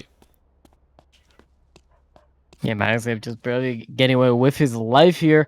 You know, very, very squishy character, very, very squishy build in the form of Magnusape. You can't really take a lot of fights. He only has 2100 HP to his name, which is not a whole lot despite quite the large number. If he does get hit by anything, it is going to take about like half his health right away. And the last thing you want to be doing is fighting a character that can outrange you like this Nadine. I cannot imagine being a very favorable matchup at all, as well. Nadine really never does approach you. A lot of the damage does come from that Q or those auto attacks, and Gobu being one of the best, if not the best Nadine in NA, is pretty much always going to be spacing properly. So, you know, if you're expecting him to misplay, I would not count on it. Yeah, and one more thing that's kind of blowing my mind right now is the fact that all of these players, like, we're seeing everyone funneling up through this tiny little choke point over here in Temple, because the final zone is going to be Alley, which means you cannot be in Pond or Temple once this timer counts down to 0.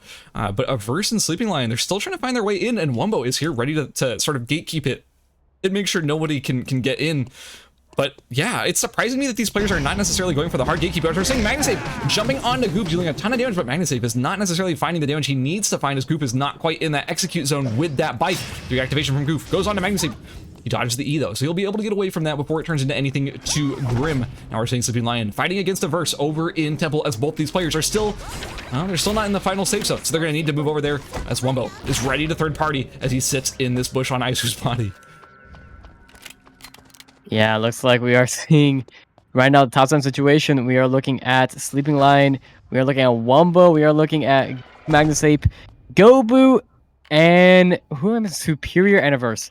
And our top situation again, these games, and despite them speeding up ever so slowly, it tends to just keep ending up being, my goodness, just so many people in these final zones. You could just never really predict who is ever going to take these. Right now, if I were to give it to anybody, it would of course be Nadine with 65 on their name and just claiming this little corridor in alley, gonna make it make it absolutely impossible for anybody to walk through this area. If anybody's able to come through here, they're gonna die. Gobu is going to secure the zone as his own, but the moment the actual final zone does open up, I don't know, I fear for everyone. And right now, speaking of fearing for everyone, a verse and Sleeping Lion taking a little dance over at the back end of alley. Sleeping Lion just putting down that pressure. Verse getting the wall hop, going up the stairs here, try and, you know, just create some distance from the foe that is Sylvia. Sylvia just so good at closing at this, especially now that the ultimate doesn't have any cooldown whatsoever. She can chase you as long as she has fuel, so Hedgen, one of the few characters that's able to really get out of that situation. And right now, aside from that, it's just a whole lot of poking. Goof is cooking some potatoes. We're looking at Wumbo just throwing out some Qs. MagnaSafe just looking at a car sales. Like, there's not a whole lot going on. Yeah, I gotta say, everyone's just prepping. One of the things that's been surprising me, well, I guess I'm not surprised at all. One of the things that I've been observing is the fact that MagnaSafe has been making it to every single final square so far. Now we're seeing a verse once again fighting Sleeping Lion. These players have been fighting for a while now. Sleeping Lion putting pressure onto a verse putting pressure on the Sleeping Lion, but neither player can quite connect the full kill onto these players. The fire trap does end up hitting Sleeping Lion as he goes for the chase. Now we are also seeing Wumbo fighting MagnaSafe somewhere else on the map, but it doesn't matter because these players are going at it at the moment. A verse getting the fear onto Sleeping Lion. He's being forced backwards, and keep in mind he is low on fuel, but that E does connect, and Goof is ready for the third party. The verse is in a ton of trouble right here, and Goof is the fight's back on Goof. Goof's in trouble. Goof is gonna go down with just one more Q by a verse. 6 kills for a verse right now, as he is in incredibly good shape to take probably the most points out of this whole game. If he doesn't win the match, he's probably gonna take the what?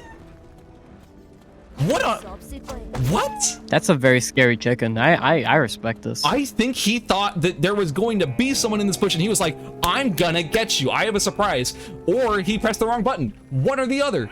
Now, we have Gobu taking this side of the zone, and if I know one thing about Nadine, it's that they are not popular in the final zone. We are already seeing MagnaSafe putting a ton of damage onto him. At the beautiful crossbow skill from Gobu is going to be knocking Wumbo away. Now MagnaSafe is covering all these players. He will drop by Sleeping Lion's hand.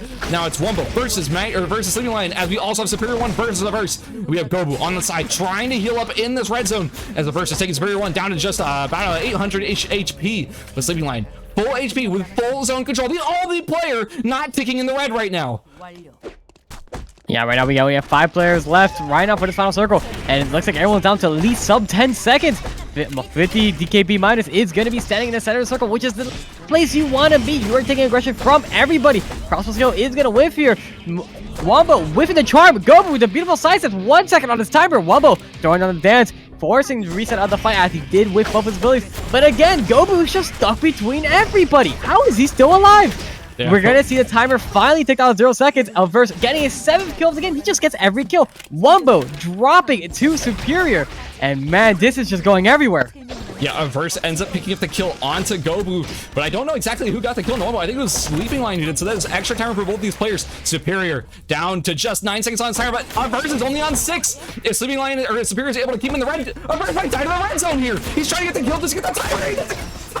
Superior goes down. Now Sleeping Lion is going for the final blow. Superior down to just 3 seconds. Polymorph on the Sleeping Lion. He jumps back in time. He has 3 seconds on his timer, so the Sleeping Lion is barely able to make it in as well, but he is also out of timer. Superior 1 down to just 450 HP. Can he get the kill on the Sleeping Lion? It's not looking good, Tom. Sleeping Lion gets the kill, and he takes first place in the 3rd round of the ERCL finals.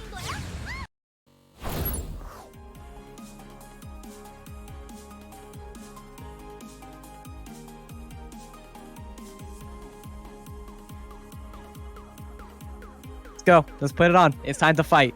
And they put on a show. Everybody, every single player there was down to a single second under timer. Nobody had a second to spare. Like, what? How do you eat? You cannot prepare for these situations. You simply do not see this level of play anywhere else in you don't see that on ladder. You don't get those pulse pounding situations where there's 5 people all vying for like that tiny little bit of timer left by killing another player, and every second counts. We saw ERBS essentially forced into a situation where he had to kill Superior or he was dead to timer, and Superior had to kill ERBS or he was dead to timer. These players are playing the craziest games in situations that no one has ever had to deal with before in ladder. Like, I can't believe it, man. I simply cannot believe it. The result of that game, all the kills were clumped onto the top 3 players. My God. Yeah, I don't have any words for how that game went at the very end. It was such a crazy final. I've personally never dealt with a situation like that on ladder. I don't think any of us will. This is only what you get when you put the 18 best players in North America in one lobby and you make them duke it out. You are getting very safe gameplay. Everybody is pushed to their edge. They are micromanaging everything to the maximum value, and we saw that come out in this final circle. To those who think that, I don't know. I don't even know what to tell you. To those who think that final circle was a crazy, I don't even know what to tell you. It was so insane. Yeah, I just can't believe it, man. I honestly just cannot believe it. It's crazy. So one thing I want to highlight there, the kills from these players. We had ERBS with 7 kills. Yes, he dropped into 3rd, which is, it felt like he got even higher than that, but he ended up getting 3rd in that match. But he had 7 kills to his name. We had Superior 1 getting 2nd with 3 kills, and Sleeping Lion, a player that I think people were kind of sleeping on in general, so to speak, had 4 kills, 1st place, an insane performance from him. And we do have the scores ready, so let's shoot on over to those and see where our players currently stand after our 3rd round of the finals. Currently in 1st place, Tom, tell me who's in 1st place. Everyone's favorite Hedge streamer is ERBS with the absolute insane pop-off in his game. 7 kills, 3rd place, 1 second timer, 1v1 against Superior. ERBS with the 57 points. In 2nd place, everyone's favorite Ampar user is Wumbo. In 3rd place, we do have Sleeping Lion, which again, as Kaz said, everyone was sleeping on. With the Sylvia, after everyone thought she got gutted, is coming in with such a crazy performance with 40 points. Kaz, how's that bottom half of the ladder looking?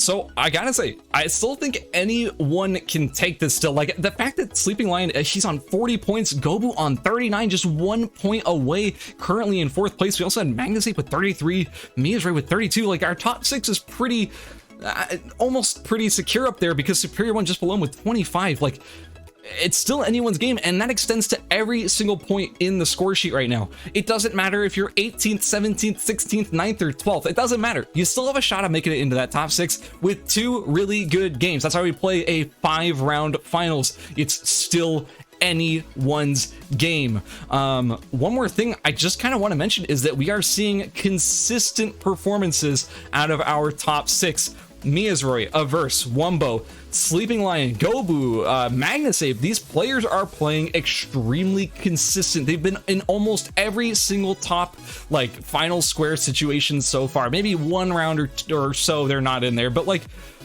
Magnusape has touched every single square. I like, these players who are doing well, and they're doing well every game. It's not just a one-off thing. They're all playing extremely well today. Yeah, no, absolutely. These are the guys we expect to come in here and just do absolutely amazing. And, well, they're on quite the show right now. And we are seeing just people play so passive. We are seeing people pick their 3rd parties properly. They're seeing people pick and choose what fights they can really take. They are just going for the late game. They're playing very, very slow and calculated. And it is paying off big time. But while you have people trying to play slow and methodical, we have the crazy people in the background, the people like ERBS, people like Wumbo. They're just getting crazy pop-off games, and it is working out in their favor. Absolutely. Guys, we are going to go to a very brief break, just so our players can, you know, go to the restroom, get some water, whatever they need to do. But when we come back, we have the final 2 rounds of the ERCL finals. So please, by all means, do not go anywhere. We will be right back.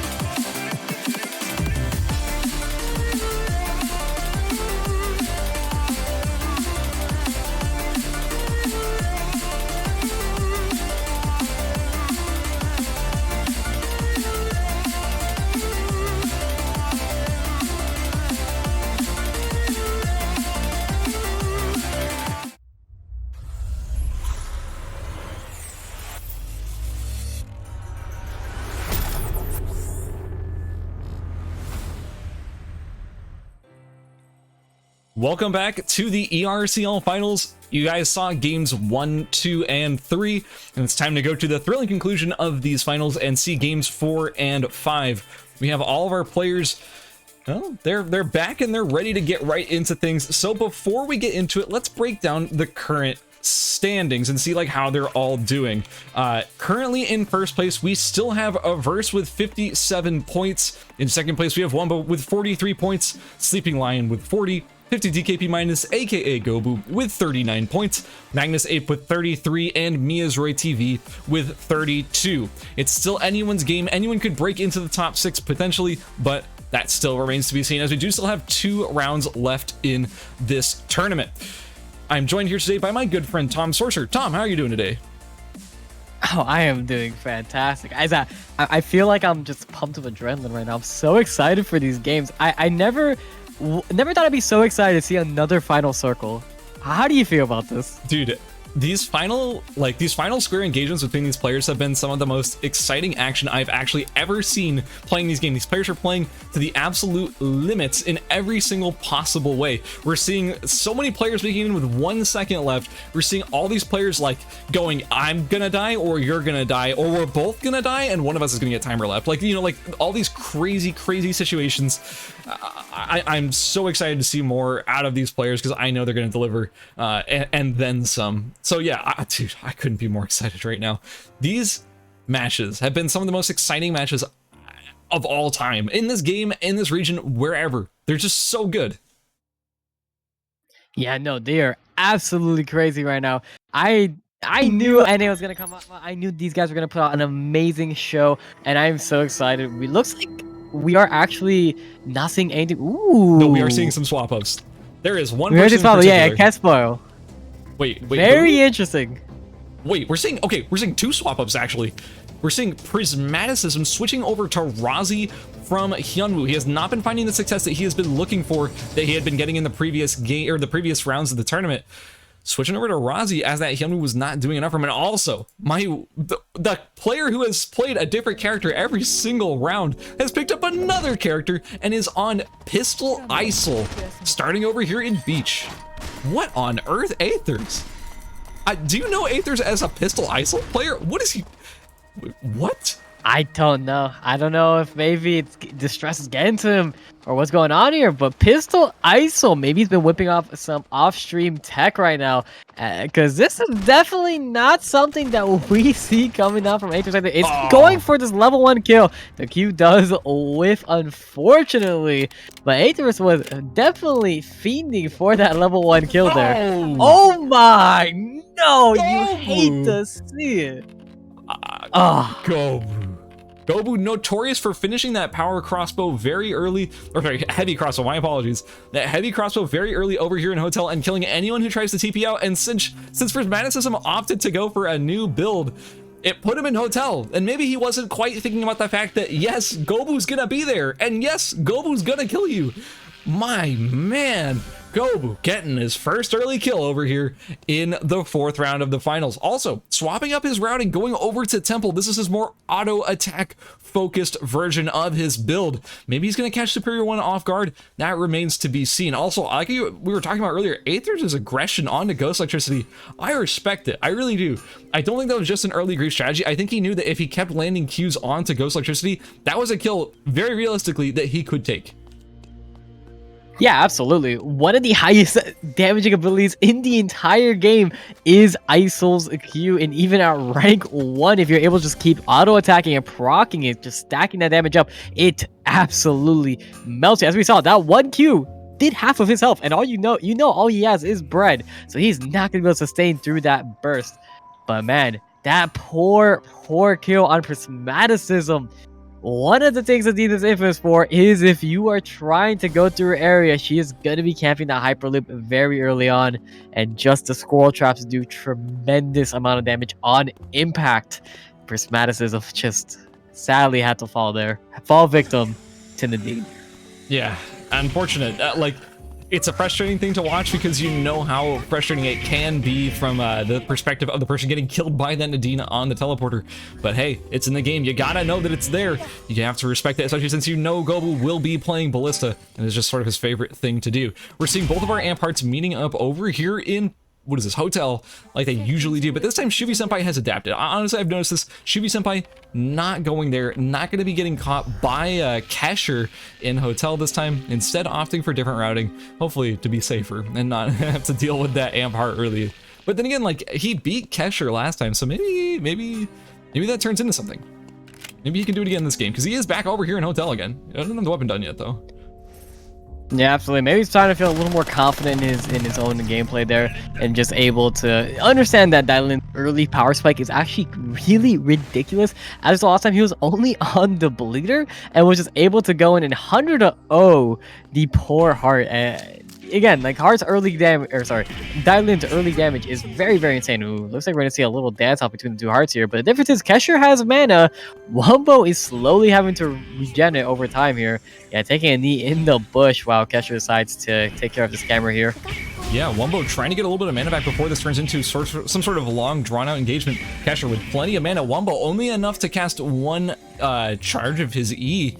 Now he's out of mana and forced to run away, and this could end up being a kill for Kesher. But the thing is, Kesher, while Kesher is ticking good mana, Wumbo is ticking good food, and Kesher doesn't seem to have that same sort of advantage here. But now we do also have Shuvi Senpai ready to jump in and engage, as Wumbo is in a very, very dangerous position. Shuvi Senpai just gets the kill for free. Kesher just donated a free kill to his mortal enemy, Shuvi Senpai. Good kill pickup from Shuvi. I love this. I want to see someone write a very dramatic tale on this of just Shuvi Senpai and his opposing Hearts in that one little lake every single game. It's been 4 games. How does this always happen? It's so funny. But now we might see potentially another engagement. We've seen this song once, and we might see it again. The same 3 people over at beach. We're seeing Kesher, we're seeing Shuvi, we're seeing Goof. One decides to take a fight. Well, the other is gonna come and intervene. And it looks like Kesher is gonna be the first one to initiate the fight here. Ooh, the Q just going slightly to the right, though, just barely missing. A nice little dodge there by Goof. We are seeing Magnus Ape trying to put pressure onto who I believe was Water Fudge, who pivoted away from that Shukai over to Dylan, playing sort of Enad Dylan with the Divine Fist and the Crusader's Armor. Now we're seeing Aethers putting a ton of pressure on Semifinals. Semifinals with not a lot of max HP to his name. Not a whole lot of items finished outside of what you get from those first 3 zones between Archery School and Hotel. Unfortunately, though, Aethers had no mana to work with at the time, so, well, it looks like it's going to be, what's his name? Semiline getting away.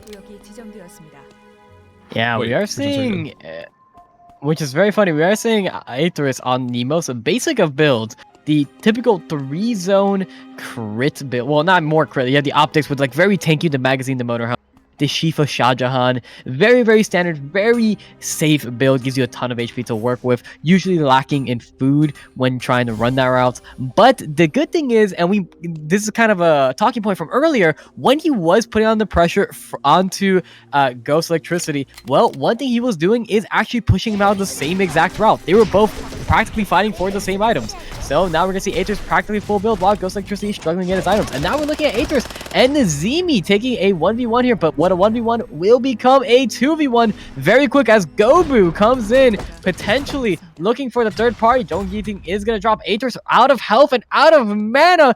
He needs to start ticking. He's taking some pretty nice food here, but you're going to see the ultimate drop down and Gobu getting his 2nd kill of the game. Aethers is dead and potentially quite the loop pinata for Gobu here in the form of traps.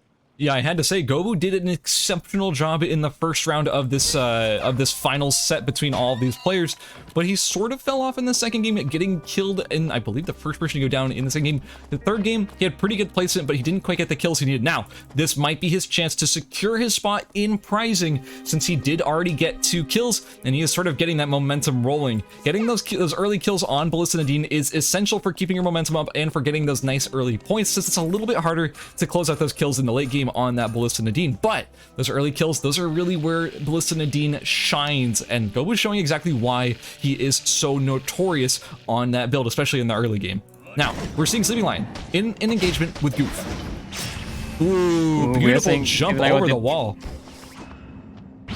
Yeah, looked like Goof was trying to get the chase down, but no, Semifinals with a beautiful sidestep here. But we can just see how fast Goof is right now. He is just zooming towards Semifinals.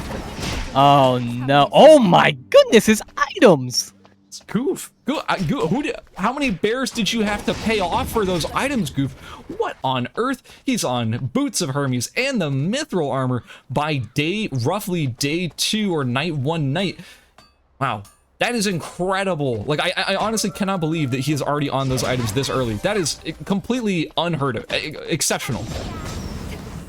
Yeah, he is absolutely zooming right now. And I think Gobu locks eyes with Goofy. He's like, oh, those are some pretty nice items. I want those. But at the same time, he looks pretty terrified. We're going to see Gobu leaving the area. But we are going to see Mizroy, Emma, and Goof contesting this console here. They're all just kind of dancing around the wolves. Oh, beautiful Sun Cover goes electricity. ECU with the ultimate drop. And beautiful dagger dancing. Ghost electricity will drop. I gotta say, beautiful comments from ECU. One more thing I want to point out. I don't even know when this happened at this point, but a verse ended up going down at some point to somebody. I'm assuming it was ECU because he's on 2 kills, and if anyone's going to be beating a verse early, it's probably an early Shoichi. So I'm sorry you missed that, but man, a verse who is currently in first place in the standings does end up going down. Mizroy chasing down Superior One. He goes over the wall with the hat suck as well. Mizroy will get sort of forced to chase with all of his tools available. Throws down the back. Oh, the long range suture does in fact catch Superior, but Superior is playing Emma. Emma does get to go over the wall. That is sort of her main gimmick now, but she's gonna be hiding over here on the side. Mizroy gonna try and catch Superior before they are able to get another ult charge, but nah, it looks like Superior is able to just get away instead. Man, crazy. I feel like Mizroy probably put a little bit too much respect on having that second ultimate charge up too soon. It looks like he started instinctively padding around Chapel to try and get the cutoff point, but Superior was just waiting the entire time, possibly not even having it up just yet. We did see him use 2 charges pretty early on, and ooh, looks like we're seeing Water Fudge on Lee Dai Lin. This is not a change we noticed at all, actually, and we are seeing versus Aisu-sama, but again, another Mithril armor. What's up with these guys? Who are you paying? Dude, everyone with Mithril armor this early in the game should be sent by putting a ton of damage onto Nazimi, but he is sort of dropping low himself. He manages to get one more good hit here. Nazimi will end up falling, but Kyoya is there as well. Might be able to get the third party, get the steal on the kill. Kyoya opting to take out Nazimi instead of Shubi-senpai. Kyoya picking up a kill, and Shubi-senpai getting away scot-free. But wait a second. This is... Wait. Will Sylvia make the right call? No, it looks like Shubi-senpai does end up getting away. And also, somewhere else on the map, we did see a verse. We saw Aisu going down to Water Fudge, I believe, who's picking up their first kill of the game as well. But Goof is here trying to get in on this fight. Goof's ultimate is not available, though. Water Fudge maybe noticing this and going back in for the re-engage. Water Fudge, his build is pretty good for fighting Goof with all of that Enad on the Divine Fist at extra normal attack damage. Ignores all of the defense of Goof's defense stack build. So perhaps this will be a good engagement for him, but Water Fudge is taking quite a bit of damage. Yeah, we are seeing Water Fudge going in with some really nice damage coming down with the glove skill. Goof is dropping quite low, but as you can see, Kiara is such a persistent character, and such Kiara is a character that can farm very effectively. This is generally where you get your mastery from, farming these short skirmishes, but you do need to be very careful. Play your limits properly, or else you will drop. Sitting at 400 HP right now, quite lucky that Water Fudge did not have his ultimate available to him, or Goof would have been as good as dead there. But speaking of ultimates, Goof's ultimate is back up, and he is absolutely zooming right now.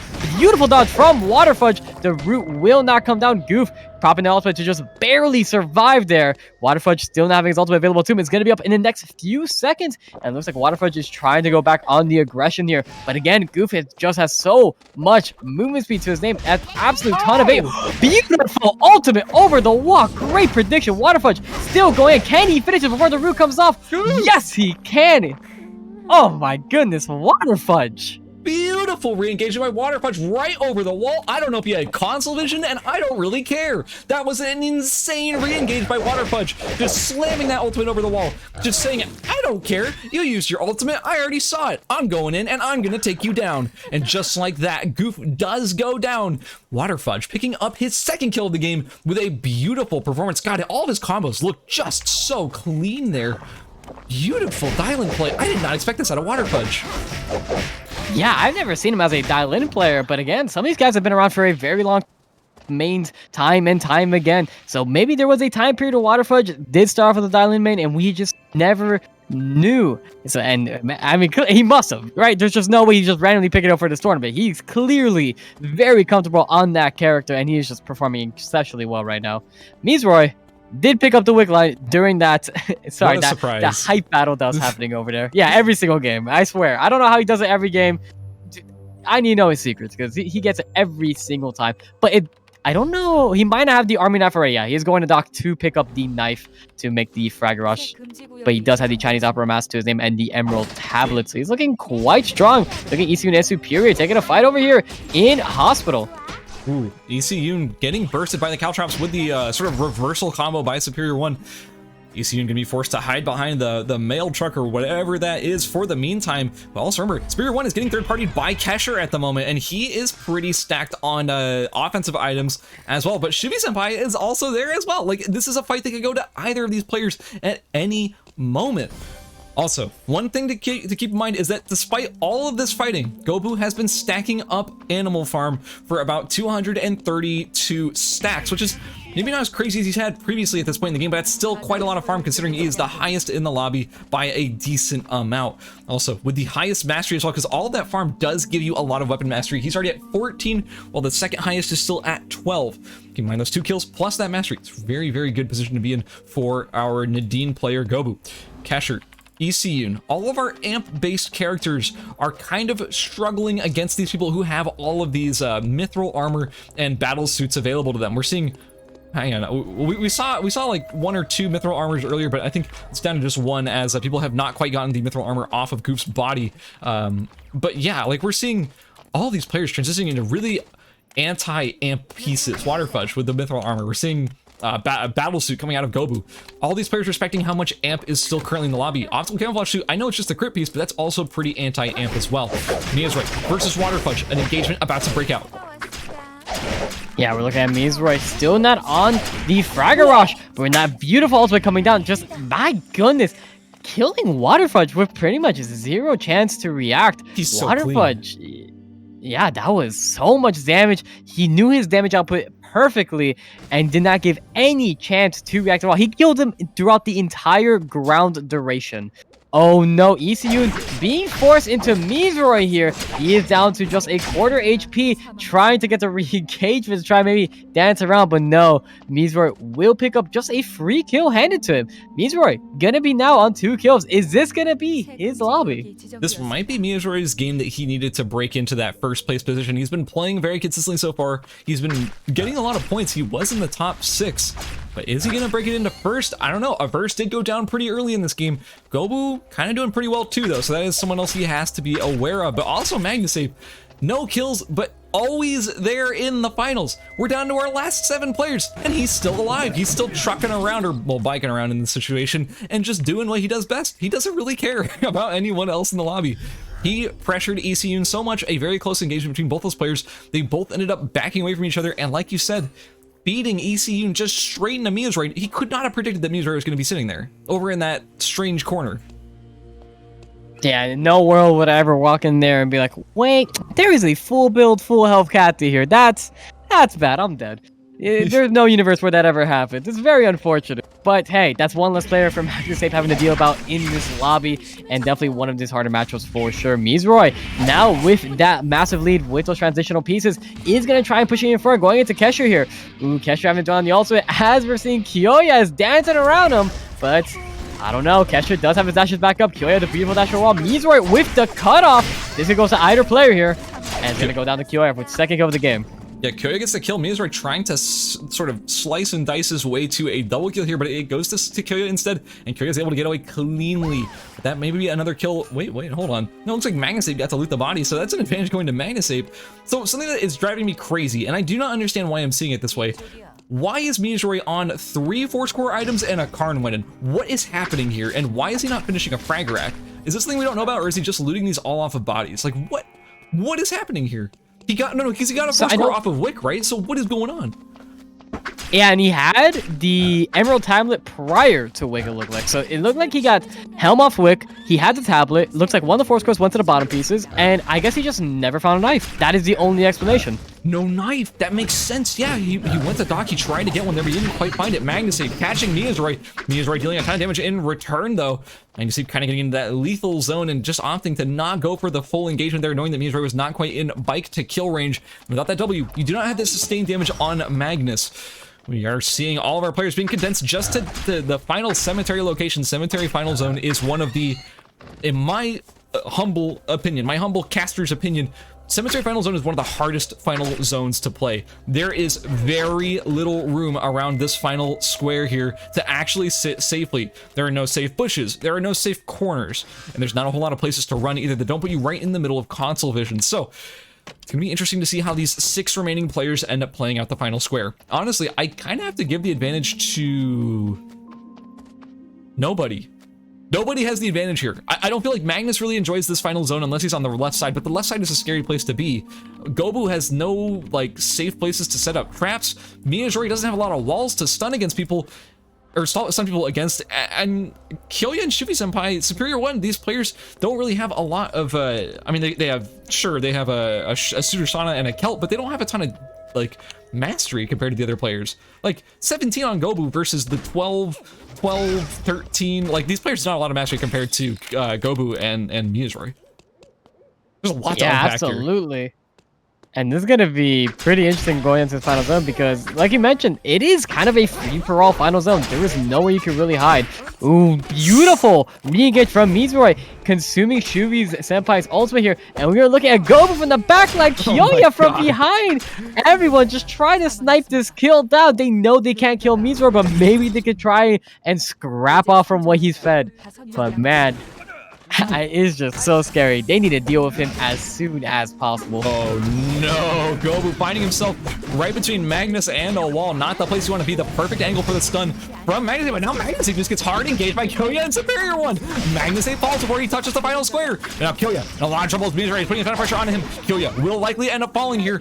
Beautiful ultimate from Miazroy will catch him and secure that kill. And just before you can blink, we're down to just 3 players as Gobu, Superior 1, and Miazroy are our final players here. Something I was going to mention before suddenly everyone decided to kill each other was that, yes, even if you cannot snipe the kill, ensuring that somebody dies indirectly gives you points because it puts you higher in placement. So Gobu, honestly, sniping Shuvi Senpai there was 100% the right move. That gave him exactly what he needed to make sure that Shuvi Senpai went down. That's another placement point for him, or another, like, higher up placement points set for Gobu. I respect that kill, or I respect that snipe a lot earlier in Chapel.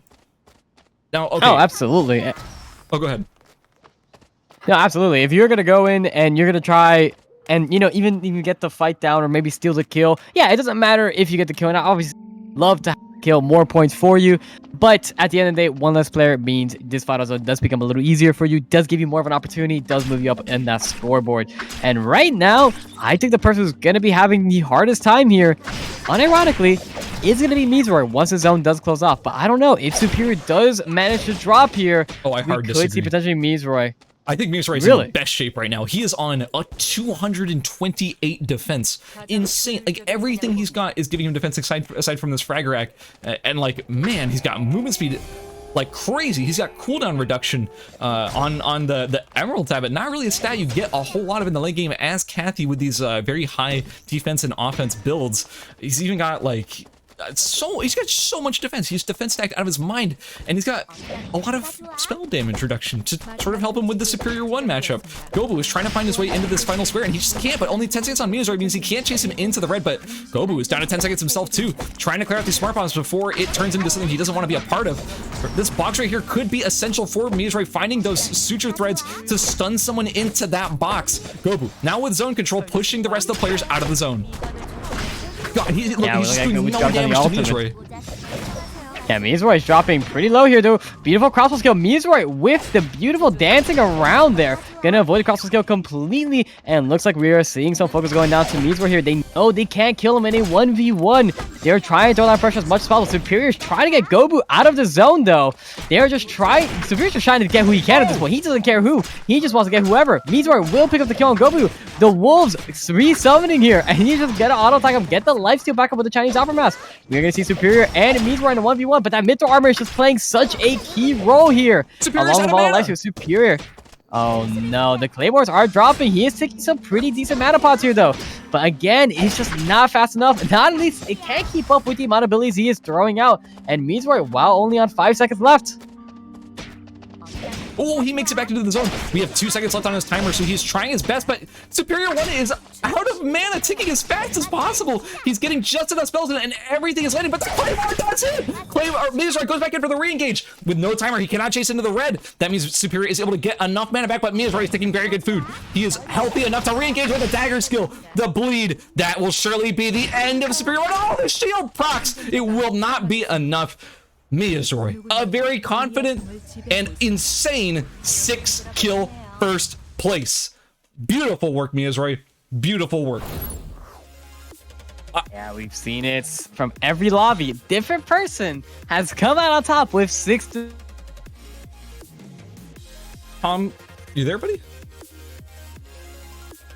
Tom, okay, so that's fine. The point is that Miyazori, with a 6-kill performance there, like... I actually cannot believe what actually just happened there. The whole situation between these two players, Superior 1 taking as much mana as possible in that situation.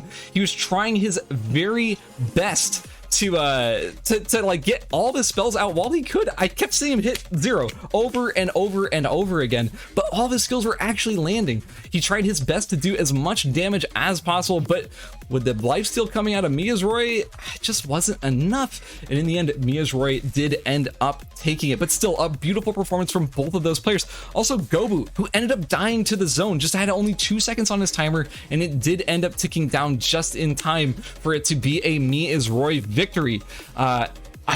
Man, everything about that last square. Once again, these players, nothing but I can't believe it. Like, all these final zone situations are always the most insane engagements between these players. 6 kills on Miyazori. Unfortunately, Superior 1, he had done so well, but he only ended up with 0 kills, 2nd place. A good performance nonetheless, but didn't quite get the kills he needed compared to those other players. And 50 DKP minus, Gobu, 2 kills, but didn't quite get more past that early game aggression. Now, Kyoya with 3 kills, a very good performance as well. ECUN had 2 kills, Waterfudge had 2 as well, despite sort of mediocre placements. Whew. That's sort of where we're standing right now. Tom. Oh, Tom, you're back. What's up, man? Yeah, it looks like I had a little bit of a hiccup there for just a moment. It's funny because when you came back, you're like, Tom, what do you think? And I'm like, I don't know what I'm talking. What were we talking about here? But I just talked about the results of all of those players and how they did in the match. Honestly, every match so far in this finals has been a complete like highlight reel, fight after fight after fight, and match 4 did not disappoint either. Yeah, no, absolutely. And one of the things I would love to point out is it hasn't been every single lobby we have seen a different person just absolutely crush it. We've had one lobby that was somewhat tame, but the rest of them, you just had one player that is just coming out. 6 kills, 1st place. 6 kills, 1st place. We had Wumbo, we had we had a Verse, we had Mizroy in this final game, we had Gobu. They just all came out and just destroyed one game, and we have one more to go. And man, I'm excited to see who it is going to be this time. So there's a few things we should talk about before we get into this final game. And of course, the first thing we need to talk about is scores. So let's shoot it on over the scores so you can see where our players are currently standing in terms of placement. In 1st place, the 1st place player has been dethroned once again. It is now Miyazori TV with 66 points. A pretty solid lead, honestly, over 2nd place of Verse with 58 points. And in 3rd place, we have Gobu, 50 DKP minus with 55. Tom, run us through the other 3. So in 4th place, we do have Wumbo from his insane pop-off with 43 points. 5th place, we have Sleeping Lion with 41 points. And in 6th place, we have Magnus Ape, easily the most consistent player in this entire bracket, I believe. Just always making it into a final circle. Is going to be there at 41 points. This last game, he did not touch the final circle, but he was there in spirit. Yeah, absolutely. Like, our top 6 players have been sort of shuffling between each other's placements like over and over within all 3 of these, or sorry, all 4 of these matches so far. but the top 6 has sort of been staying as the top 6. We're seeing Miyazuri, Averse, Gobu, Superior 1, Magnus Ape, Sleeping Lion. These players have been at the top pretty much the entire time very consistently, and I respect the hell out of that. One more thing I wanted to bring up is that honestly, the difference between 6th and 7th is starting to grow a little bit. We're seeing, well, actually, sorry, maybe not 7th, because Superior 1's only 4 points behind Magnus Ape and Sleeping Lion, but Kyoya down there at 26, it feels like, you know, between 7th and 8th shouldn't be quite that big, but it's starting to grow quite a bit as our top most consistent players are really solidifying themselves in those top ranks. That being said, though, first place is still anyone's game. We do have one final match where sort of everything is on the table for 1st, 2nd, all the way down to 18th. Anyone could be anywhere. So we're going to see how these players end up bringing it. One thing that I'm very curious about is how are we going to, okay, sort of a fun prediction. Are we going to see a 5th character come out of Aethers? We have to, right? Oh, I feel like he just has to at this point. Like, he just doesn't have a choice. He's going to be there. He's going to look at 4 characters play, be like, I'm bored of you. I'll just go into another one, see what happens. Yeah, like, I think at this point he's just having fun with it. Like, I've loved seeing everything that he's been bringing out, like in all of these matches. I love seeing Aethers just sort of having fun with it, picking a different character, showing us a different build. I would love to see something else. Will we see Magnus? Who knows? It could be Shukai. Like, it could be anything at this point. It really could be. I don't know about Shukai. Okay, I'm like reaching into my brain right now. I'm trying to think, like, what does Aethers play? What else are we gonna see from him? What does he play? Oh, Zahir. It's gotta be Zahir. If it's anything, it's gonna be Zahir. Like, it has to be like auto attack Zahir or something like that. Okay, you're 100% right. You know your Aethers lore better than I do. Yeah, he is 100% a Zahir player. Yeah, I would not be surprised at all if we ended up seeing a Zahir come out of him. Also, do you know which player has really surprising? Like, their ranking right now is not insane, but do you know who has surprised me the most? Is Shuvi Senpai. Shuvi Senpai. Shuvi Senpai was a player who came into this as our only seeded silver player in the finals, and yeah, making it here and showing us some really crazy good nunchuck dial-in play, fighting off Kesher, fighting off all these amped islands constantly. I've been really enjoying seeing them play, and I do want to see them continue on that in the 5th game, maybe have a crazy game. I want to see them hit the end zone, all that good stuff. I'm also curious to see how Averse is going to end up playing this game, because Averse, to me, in my experience with watching Averse in tournament play, he's sort of feast or famine, right? Like, he either has an insane game where he kills the whole lobby, or he kind of gets maybe a little bit overconfident, or just kind of messed up by somebody in the early game and doesn't quite get to see that success. So I'm curious if we're going to see a really, really solid performance out of him in this final round, or if he's going to end up falling short. I really want to see something good out of him, though. I love watching Averse pop off, because he is the best Hedgen in the region, in my humble opinion, and his, like, when I'm playing with Name Hide on, I still know when I'm finding Averse. Like, his movement is so aggressive and intuitive. He knows exactly where his opponents are gonna go, and he predicts it perfectly. I have so much respect for his Hedgen play, and I would love to see him do well in this round as well. Is there any players you're really keeping your eye on for this final round? The one player I would love to see break into his top 6 is Waterfudge. Waterfudge has been breaking out some very interesting picks for this tournament. He has my absolute favorite pick of this entire tournament, which is Lennox, coming out with this super spicy character that I just didn't actually see in this group in the slightest. And then he had the beautiful lead island play last game, which again, like, it just blew my mind. So I'm super excited to see exactly what he could do. Now we are seeing him on the Razi, and of course, just look at Aethers. Where is it? I'm scanning. Where is it? Oh, I don't see him. Am I blind?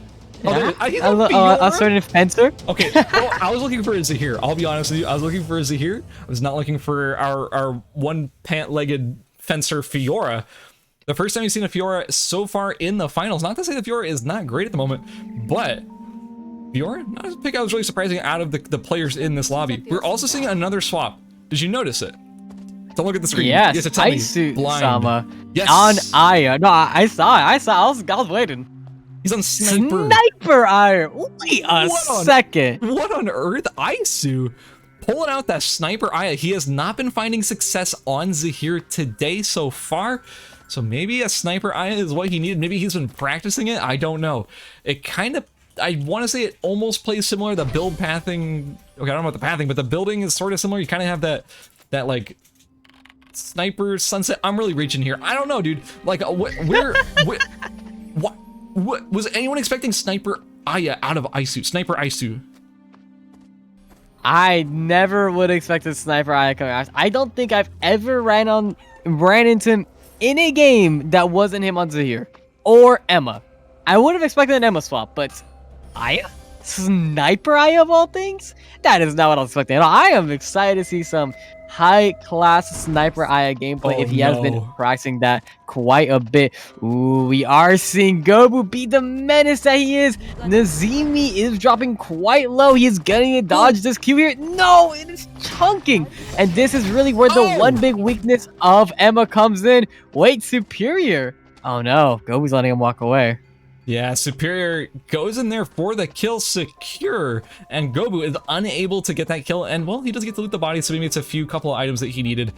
Man, that is unfortunate. I'm sorry, Nazimi. Nazimi will end up falling in the final round of the ERCL solo finals. Gobu did not quite get the kill, but man, that is what you expect to see out of Gobu in Pond. Like, he sort of just griefs somebody, or not griefs, but he's power spiking so hard right there, but anyone shows up, they are in bad shape. Oh, Mazeroy getting a little confrontation there with Waterfudge, but neither players do have their boots finished just yet. Otherwise, that could have been a very dangerous situation for Mazeroy there. Looking like going to be a factory battle in just a moment. You mentioned this earlier. Tom? Oh, we may have lost him again. Okay, no biggie. To avoid fighting in forest. You're back. Hey, welcome back. Wait, what happened? You sort of phased out there for a moment. You traveled to a different dimension, just temporarily, but you're back now. Oh goodness, I'm so sorry. It's no big deal. So we currently have Magnusave over here doing his reverse Forest Chapel Factory version of this like Tachyon amp Magnus that we've been seeing. Also, we do have Kyoya over here in school. Ooh. Tachyon Brace and a Magnum Bow. I've never actually seen that routing before. Is that something that we've been seeing more often lately on Sylvia? I'm kind of behind on what the current Sylvia metas are in terms of their builds. Yeah, so am I. I don't think anybody knows Sylvia quite like these guys though. I mean, Tachyon Brace, in my opinion, is one of the best boots in the game, and you can put it on just about anybody. Has insane move speed behind it, has great stats with defense and cooldown reduction. It's just such a strong boot. So if you're able to make a new route because of it, it will definitely open up a lot of options. I mean, it's something we have been seeing coming out from some other players as well. You know, most notably here, ECU has been developing a new route with that Tachyon Brace. And we've seen it once, we've seen it twice, 3, 4, and make it 5 times. Shubi Senpai versus a heart. We're seeing Wumbo this time instead of Keshker, sort of breaking the ancestry of these duels between these Amp Heart players and Shubi Senpai. This time, Wumbo going for that engagement. He's already transitioned over to the Stairway to Heaven, or maybe was this just a different build in general? He's not on Bohemian at all, actually. Isu potentially gonna find Wumbo over here. Whoa, those Qs are doing huge damage. Wumbo dropping down to just about 200 HP. Gets away though. Isu with one more Q will connect, and Wumbo goes down at the start of game number 5. That is our second player to drop. Isu already finding a lot of success here on this Sniper Aya pick. He's probably reevaluating everything he's done as a hero today. He's like, why did I just do this earlier? Now we're gonna see Sleeping Lion going down Shubi Senpai. Shubi Senpai down to 1 Q left. Gonna get the wall hop here. But we are 1 you run away from one Sylvia. There is another Sylvia with max fuel right behind you. We're seeing Kyoya come in. Shubi Senpai just barely taking there. Now Sleeping Lion's gonna try to get the re-engagement on Kyoya. No, just wants to loot the body for himself, denying Kyoya of those resources. Very unfortunate situation for Shubi Senpai. Yeah, I had to say that both Sleeping Lion there and Kyoya were pretty similar on items, so I don't think either of them wanted to test that, seeing as both of them were basically at the same point. But Kyoya does have finished shoes, whereas Sleeping Lion... Wait, what? Sleeping Lion had Heelys before, but it's now on a freaking Boots of Hermes. Maybe getting the force core off of the body, maybe? I'm not sure how, but oh my lord, Sleeping Lion is looking real good right now.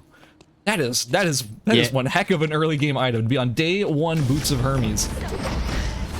Yeah, he's looking really happy with this, but Goof, on the other hand, quite the interesting engagement here. As we were saying, Goof is not doing exactly a whole lot of damage here. Doesn't have that Burgernet finish, doesn't have an arm piece to his name. We are really just seeing Sleeping Lion just work through that damage. Not really doing a whole lot. ERBS with the teleport to beach. He is on poverty mode right now, and Sleeping Lion can sense it. He is going for the aggression, going on the tire. ERBS is gonna get the ultimate down here, get the fear, but you do see Goof on the back here. Versus TPing in onto Sleeping Lion. Sleeping Lion is dancing around the chakrams here, trying to wait for his moment to re-engage. Again, that level 1 ultimate is on the 20-second cooldown here. The Boots of Hermes are going to help an absolute ton, but I don't know. Will Sleeping Lion actually be able to secure this? Well, the ult for ERBS is now down, but ERBS does have the option of going over the wall here. But then again, Sleeping Lion is on Sylvia, which is able to chase really well, but will opt not to instead. Honestly, oh my god, my heart was pounding there for ERBS. I thought he was dead for sure. TPing right in between Sleeping Lion and Goof. That's not a position you want to be in, especially when your items are that lackluster at the moment. But luckily for him, he does manage to get away.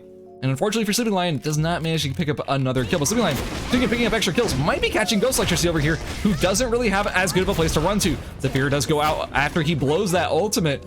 The Omens are circling, but will they connect? Remember, that fear like reset timer has been drastically increased, so it's much harder to chain fears on Hedgen at the moment. Ghost Electricity will end up going down as Sleeping Lion picks up his first kill of the finals. Or of the final round.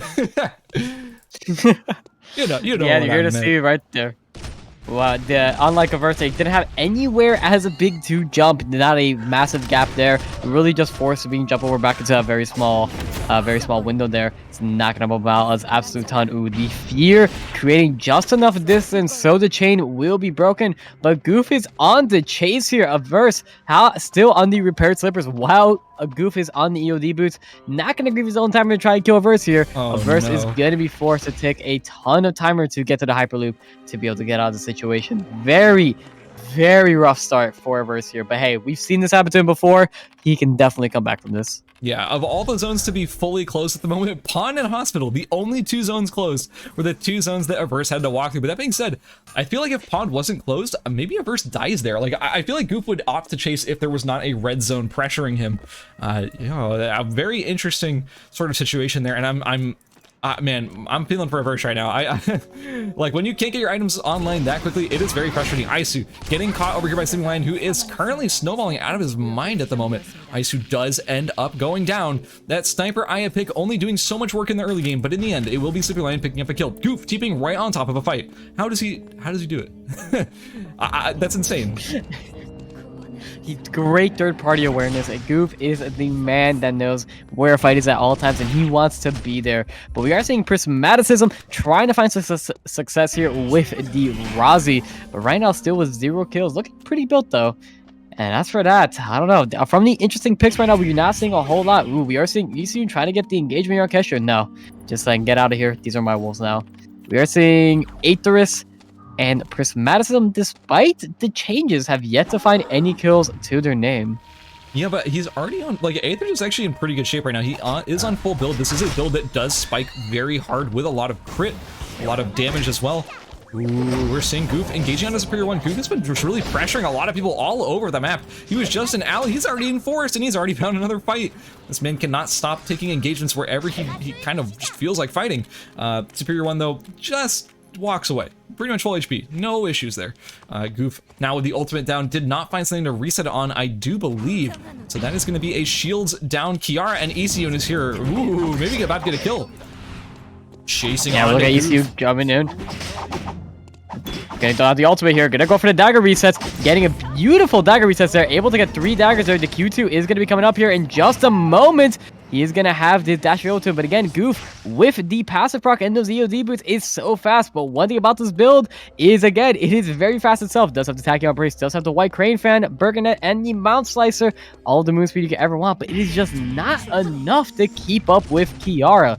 Man, Kiara is just such a speedy character. So hard to get down unless you really, really catch him out of position. We're seeing a bunch of fights breaking out all over the map. We have Gobu, aka 50 DKP minus, engaging over with Prismaticism, but also in the Chapel Cemetery area, we have Kesher, Sleeping Lion, ECU, and Goof, Superior 1, Magnusave. All these players are in the area, like throwing poke down at each other, maybe trying to make something happen, but nothing is really quite coming of it. We are seeing Gobu trying his best to just kite out Prisma. Prisma actually looking pretty good right now, despite not maybe having any kills or really many RNG items, but he is in pretty good shape, I gotta say. Yeah, he's definitely looking pretty solid right now. One thing to know is going spawn, and it is yet to be taken by Meesroy just yet. We're looking at Goof again. We're just having his ultimate up every 5 seconds.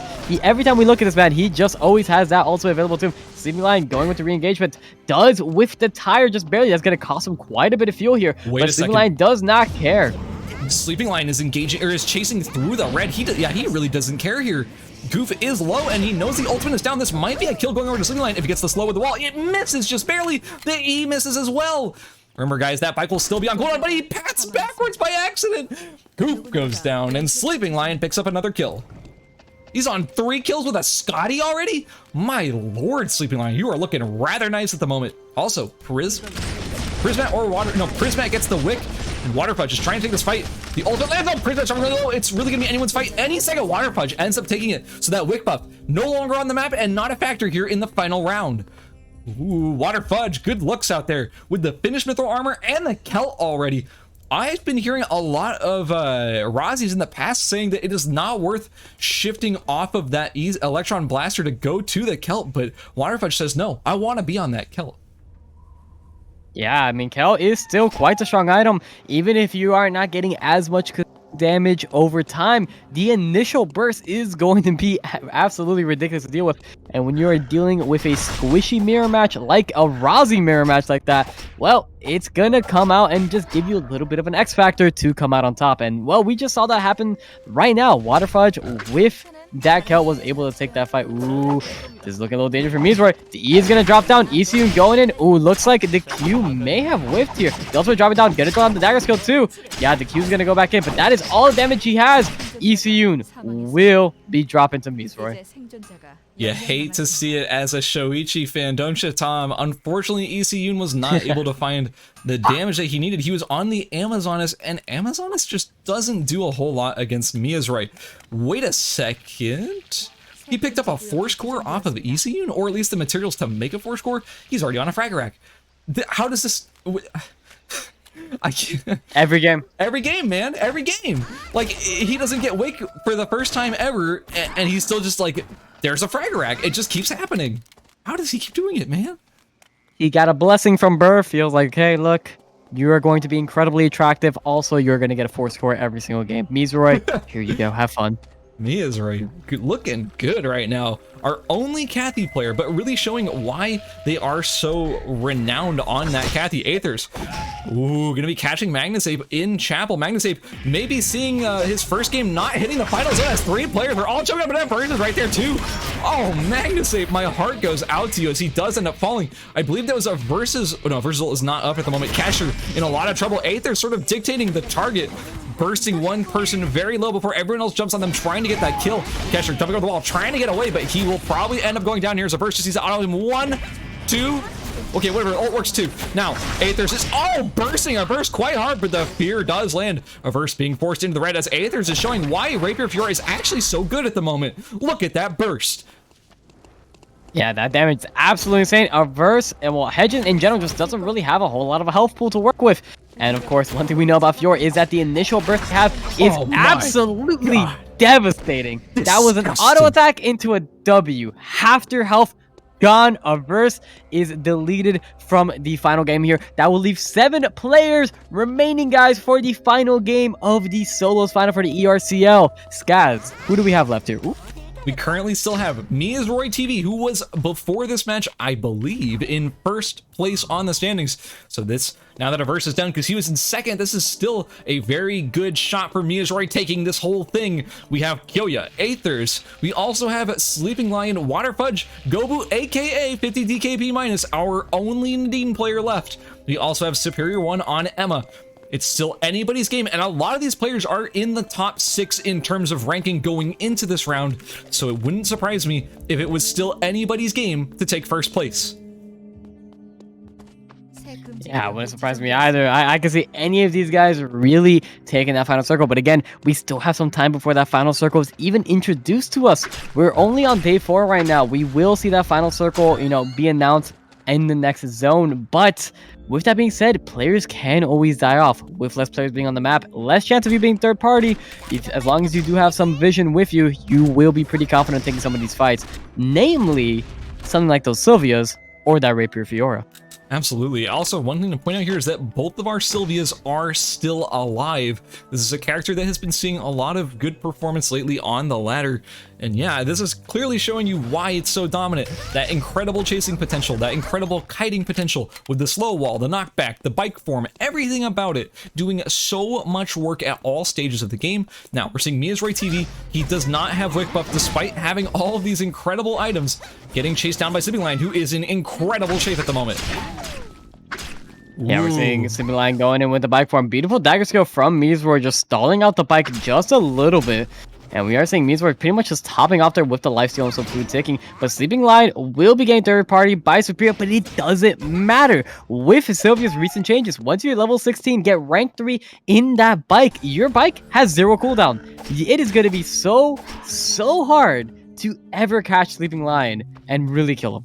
Especially since there's basically no windup on that higher rank bike. Like, this is where Sylvia shines the most. Like, Sylvia, in my opinion, her early game is still not even that bad, despite that early game being the thing that was nerfed the most about her. But now her late game is crazy good. Like you said, essentially no cooldown on the bike.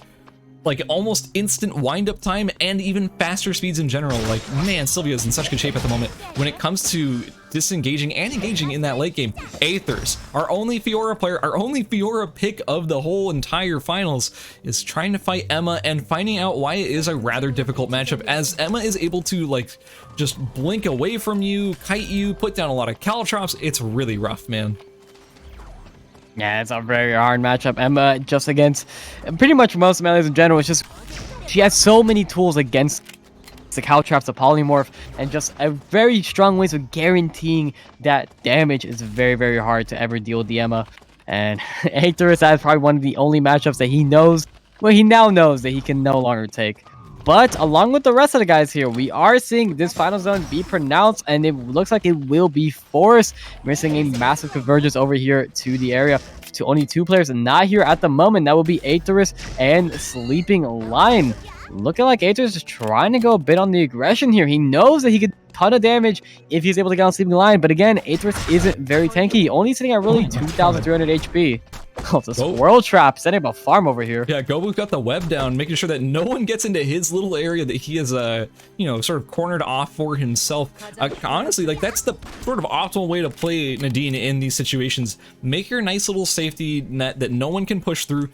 Puts you in a safe position. No one wants to fight there. Suddenly, everyone's getting forced into each other, and they're going to be having to fight each other in situations they don't want to be in, and have less places for them to even go to once those fights go south. Now we have Mia's TV engaging on a Kyoya, expecting that Kyoya is the weaker of the 2 Sylvias. But keep in mind, now Kyoya's going to go get behind Gobu's little safe zone.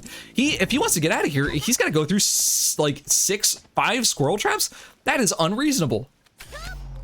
Well, I guess you can't clear them out. Run into those squirrel traps, you will end up dying very Waterfudge leading Sleeping Lion, even though of all these people here, but Waterfudge isn't done fighting yet. That Kelt doing an absolute ton of damage. Gobu dropping down to a quarter HP here, but there's nobody here ready to third party. Oh no, the other Sylvia is waiting for you in your safe zone. Is no longer safe for you. They had to go through so many scroll traps first, though. Like, imagine if those scroll traps hadn't been there. Kyoya could easily third party that, but now Gobu, with the Q down and also at half HP, is in a rough position here against Kyoya, and really, it's going to be hard to rest here, considering you also have Mia's trying to third party.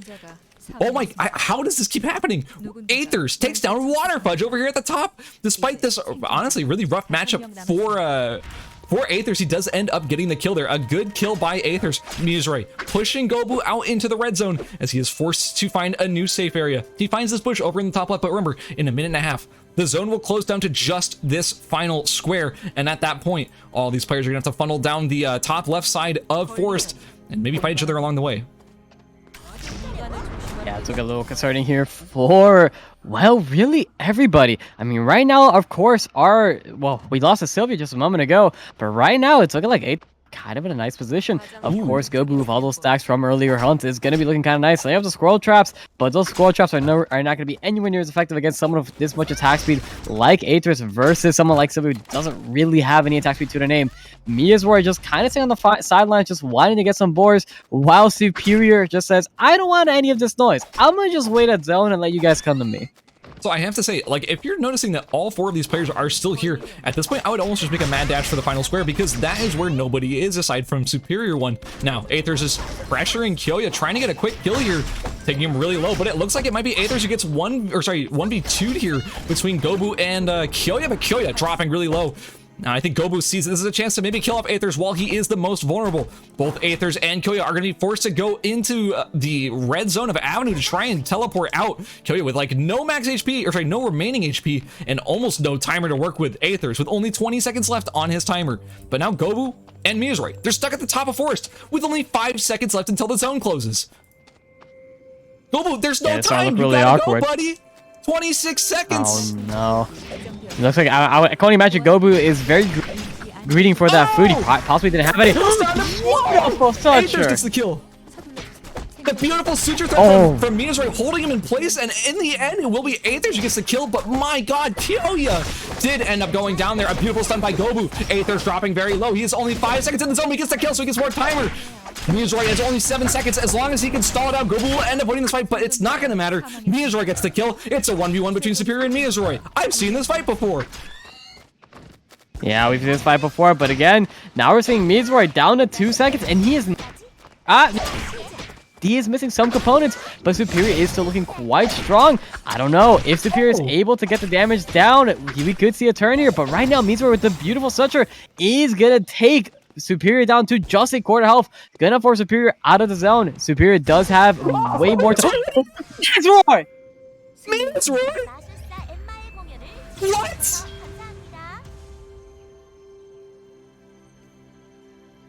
What? Oh. What? What just happened, Tom? When did Emma learn mind control?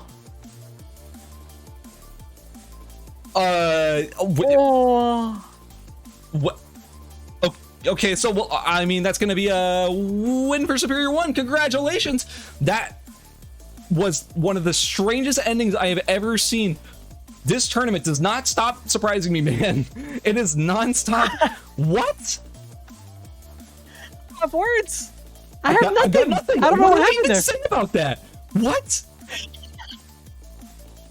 His first place for that round was Superior One. He got 2 kills. Yup. Second place was Mizroy with 2 kills also. Third place was Gobu, 50 DKP minus with 1 kill, and Aethers fourth place with 4. Wow, Aethers with the most kills in that lobby, and I do have to sort of say, Sleeping Lion with 7, or sorry, not 7 kills, 7th place with 3 kills was a very good performance as well, and Waterfudge with 2 in 6th. What? I'm trying to regain my composure. I got nothing. My brain is fried. I got nothing, man. His brother took his mouse. Maybe, okay, wait. What if Mizroy knew that he won? What if Mizroy was like, I'm good, man. I don't even need to fight you, bro. Like, I got my points. I'm in first. I'm taking this whole thing. I don't care if I just go die to the zone. Give me my cash faster. You know, like, what if he just... Honestly, I can see that coming out of Mizroy. He's a snarky dude. Yeah, I can see it. I can see that too, man. Well, that's it. That's the conclusion. That was the final round of the ERCL. We have the final scores. We know who won. Do you want to go over there? Tom, you want to check out the scores? Oh, absolutely. Am I the one announcing this? Let's do it. Yeah, you're going to announce it, man. All right. So, first place here. Congratulations to Mizroy TV with 84 points. The first ever winner of the ERCL Solos Finals. Congratulations, Mizroy. In second place, we have 50 DKP minus on 68 points, aka Gobu. Congratulations, friend. And in third place, guys. In third place, we have Averse, our most consistent Hedgen player of the tournament with 66 points. A beautiful showing by Averse. Congratulations on that third place placement. In fourth place, we have Superior One, our Emma player who sort of just shot up there at the end with very nice performances in games 4 and 5 with 59 points. In fifth place, we have Sleeping Lion, 55 points. A very, very good performance from our Sylvia main Sleeping Lion. And also in sixth place, I will try not to be biased as a fellow Magnus enthusiast, we have Magnusape in 6th place with 44 points, just narrowly beating out his competition of Wumbo in 7th with 43. I do want to give a shout out to everybody who participated here in the finals, as all of you played insane to even get here in the first place. There were 3 rounds total these players had to get through, each one cutting to the top 6. We started with 168 players and we end with just 18. So getting here alone was an insane feat from all of these players. So congratulations for making it this far. Congratulations to everybody for coming out and playing so well. Now, there is one thing I want to talk about. We do have our winner, which means we also do have the opportunity to interview them. So if we do manage to get them sort of set up for this interview, we will be talking to Miyazori TV real soon. But Tom, do you want to unpack this whole finals? Like, tell me more about how this all went down. Yeah, absolutely. I mean, Mizoroi, to become the victor here was not easy. He had to go through a brutal bracket of insane players, and he had to go through the best of the best, climbing up to this very final stage, down to 5 games, and we saw some of the most consistent gameplay out of anybody, right? There's a reason he took it all. He was, and I think the biggest contributing factor is his wick line pressure. Every single game, he was prepared, and he was always pressuring wick line. You never really saw him actively be the one going for it, rather being the person walking around and waiting for other people to go for instead and pressuring them off and taking all the components for himself. This enabled him to transition into those very strong items such as Frag Garage, the Chinese Opera Mask, the Mithril components, and just let him snowball such a strong lead afterwards. We saw this earlier in Game 4, where he was in that final circle and he just killed everybody. Out of these 6 players, he just took everybody out one by one, and it was such a hard situation to deal with. Not really much you can do if you are the opposing players.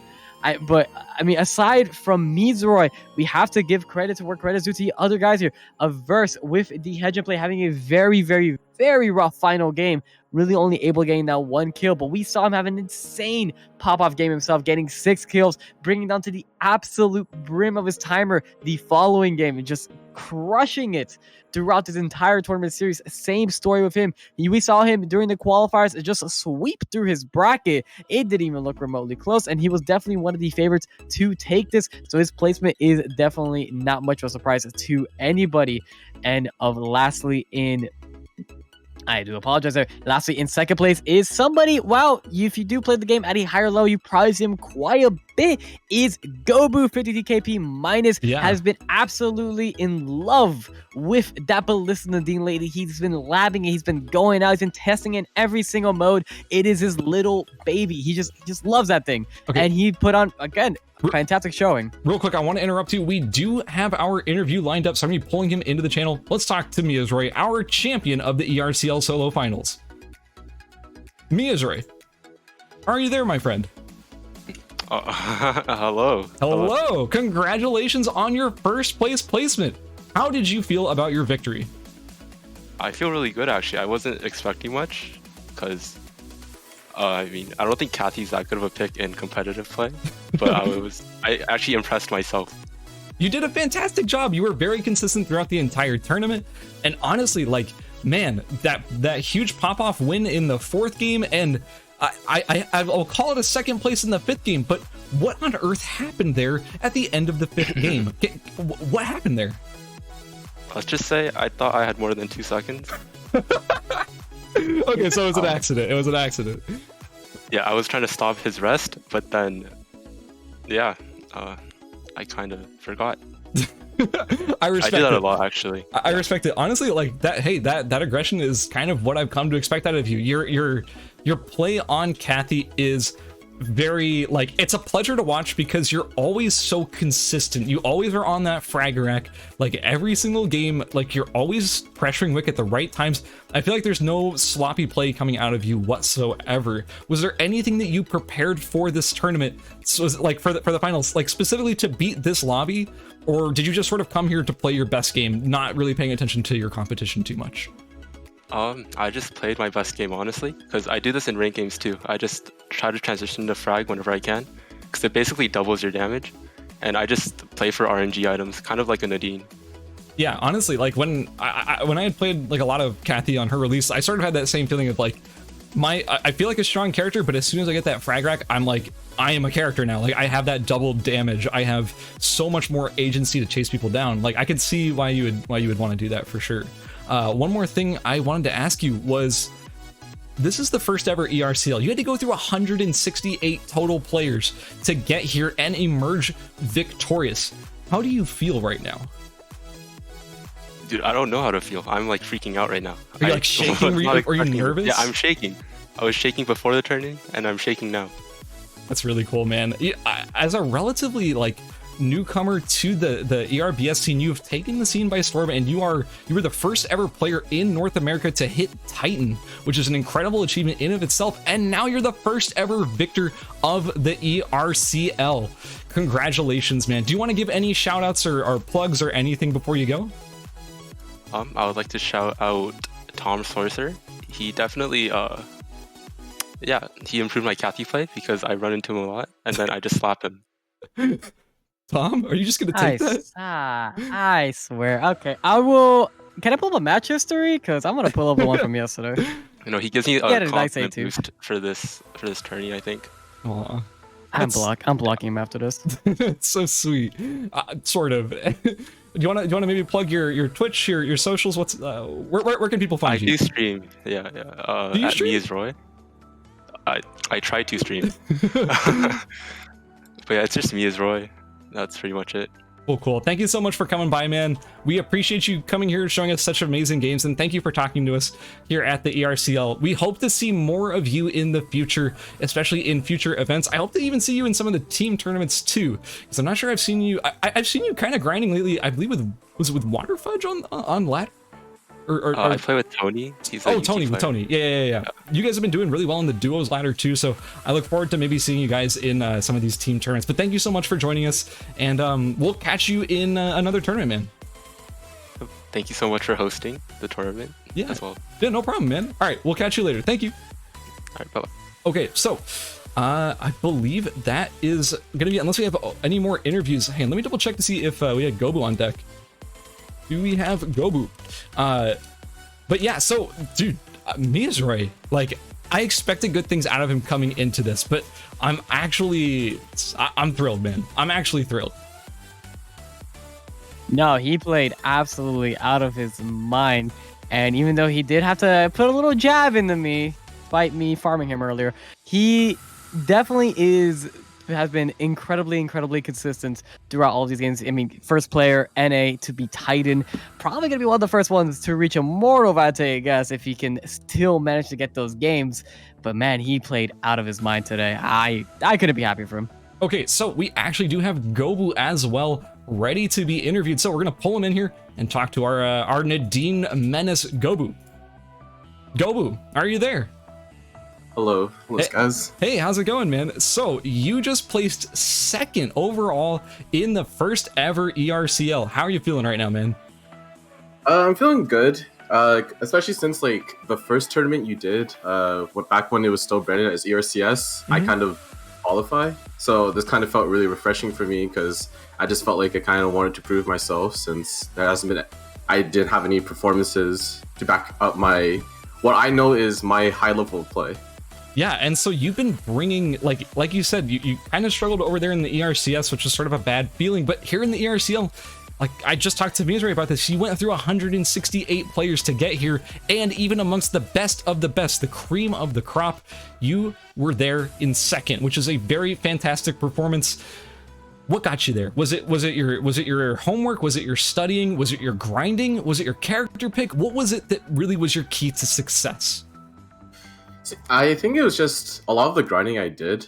So pretty much every game I was playing in solo queue, I was more or less like running myself in my head, like the plays I should do ahead of time. And I think like actually playing solo queue, like ranked, actually helped me a lot because pretty much like the people I play in ranked every day, I played in this tournament. And yeah, it was just all the grinding really helped me in the end. Yeah, I mean, you and I are good friends. I know how much you've been preparing for this. I've been seeing like the practice you've been putting in. It's been an insane amount of preparation. You've also been studying your opponents extensively. was there, I saw you playing several different routes on Ballista too. You didn't just go to Pond, you didn't just go to Temple. What was sort of your thought process in switching between Pond and Temple as much as you did? Well, I think the first game, I did the my Pond route because I saw another Nadine, and I know I could like fight that Nadine. So part of having two Nadines is you cannibalize each other, you just fight for each other's farm. So I wanted to kill that. I wanted to kill the Nadine in my first game, and that's what I did. So I think that's what helped me win the first game. And then for the second game, for the game I switched to Temple. I decided to switch to Temple because I just thought Avenue was getting like really contested. I was having more people around me, and something I was trying to avoid was the Hessians. So Hessian goes up to archery range at the end of night 1 sometimes. So I was kind of scared of dying to that. So I kind of want to avoid that. So that's why I went to my Temple route. Cool. I like it. Those are some good adaptations. Really understanding the lobby and how they played.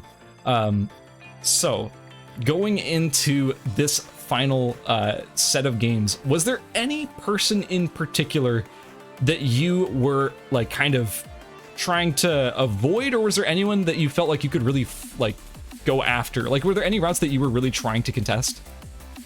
I don't think I was really trying to contest everything. I was just trying to play Nadine, play my own game, rat jam farm. Yeah, PvE gamer. Crazy every single round. Like you were by far ahead of everybody in weapon mastery because your farm was nuts, man. It was very good. Yeah. I think I had like my farm routes were actually relatively uncontested. So like I would have so I was just stronger than people at the when I got to like archery range and stuff and whatnot. So I would just farm that and then just move on somewhere else. And I was able to avoid like people like Averse and whatnot, and so I think that helped a lot. But I think the person I was actually scared of the most was our first place winner, Miasroy. Yeah. Especially in that one game where I pressed tab. He had Fragarak, Mithril Armor, Aqua Mask. Yeah, he kind of knew the game was over at that point. There was like one game where he was on like all 6 max gear like transition pieces, and I was like, what on earth? How are you supposed to beat that? But man, you played so well. You made it to the end square almost every single game, and you played brilliantly. So congratulations for your second place placement. Is there any final thoughts, any shout outs or plugs you want to make? I just want to thank you all and Tom. This tournament was really great. Thank you. And I knew that I could have trust once you were announced as the head of esports. I knew I could trust you with the future of this game. Thank you. So, I appreciate that. I'm humbled. Oh, that's so sweet. Well, thank you, man. We appreciate you stopping by and doing this interview with us. Congratulations once again on your second place placement. And I'm really looking forward to seeing you maybe in future team tournaments as well. But at the very least, looking forward to seeing you competing again in the future. So thank you, Gobu. Thank you for stopping by. Yep, thank you. So guys, that's going to be it. We've talked to our top 2. We have gone through all of the rounds, the qualifiers, the semifinals, and the finals. And it concluded just like that. Some of the most insane action I've ever seen coming out of Eternal Return Black Survival. If you thought this game looked interesting, maybe you haven't played it before, you're just stopping by to check out this crazy action, it's free on Steam. You should come check it out. It's a great game, and honestly, it's a lot of fun. You might find yourself enjoying it more than you thought. And I want to give a couple quick shout outs for us here at the ERCL. Before we send it off for the night, I want to give a massive shout out to my boy Tomsorcer over here on my right for joining me as my co-caster for both this here and the qualifiers. Tom, thank you so much. Do you have any final thoughts as well? Oh, it was my pleasure, man. I had an absolute blast. This has been we did the ERCS. We talked a long time ago about doing something very similar to this. So to finally actually see it and see it come out in such an official capacity and seeing you run it really does bring a smile to my face. You truly deserve the position that you got. And man, I had a fantastic time today. Thank you for putting on this fantastic show today, Skaz and Alt. You're making me blush. Thank you, Tom. So thank you so much, Tom. I also want to give a massive shout out to Alteris, who has been running our production side this entire event. So Alteris, thank you so much for all the work that you've been doing. Could not do it without you. I also want to give a enormous shout out to all of our tournament mods and tournament volunteers who have been helping throughout all of the qualifiers, the semifinals, and today. I cannot say this enough. This would not be possible without everybody who has been here chipping in and assisting. So I seriously, guys, thank you so much. Everyone, please thank these tournament moderators. They've been doing a fantastic job of making sure everything runs smoothly, on time, and consistently. Couldn't do it without you. Love you guys so very much. But guys, that's going to be it for us over here at the ERCL. This was the first ever ERCL and the first ever major official North American tournament. I hope you enjoyed it. I hope you had a great time coming out and watching all of these games. But that's going to be it for me, Tom, Alteris, moderators, everybody, and everyone here at the ERCL. So thank you all so much for watching. We will see you guys probably pretty soon as we have the ERCL Duos event picking up sometime about 2 weeks from now. The sign-ups for that event will be likely next weekend, so keep your eyes out for that if you want to be involved in some more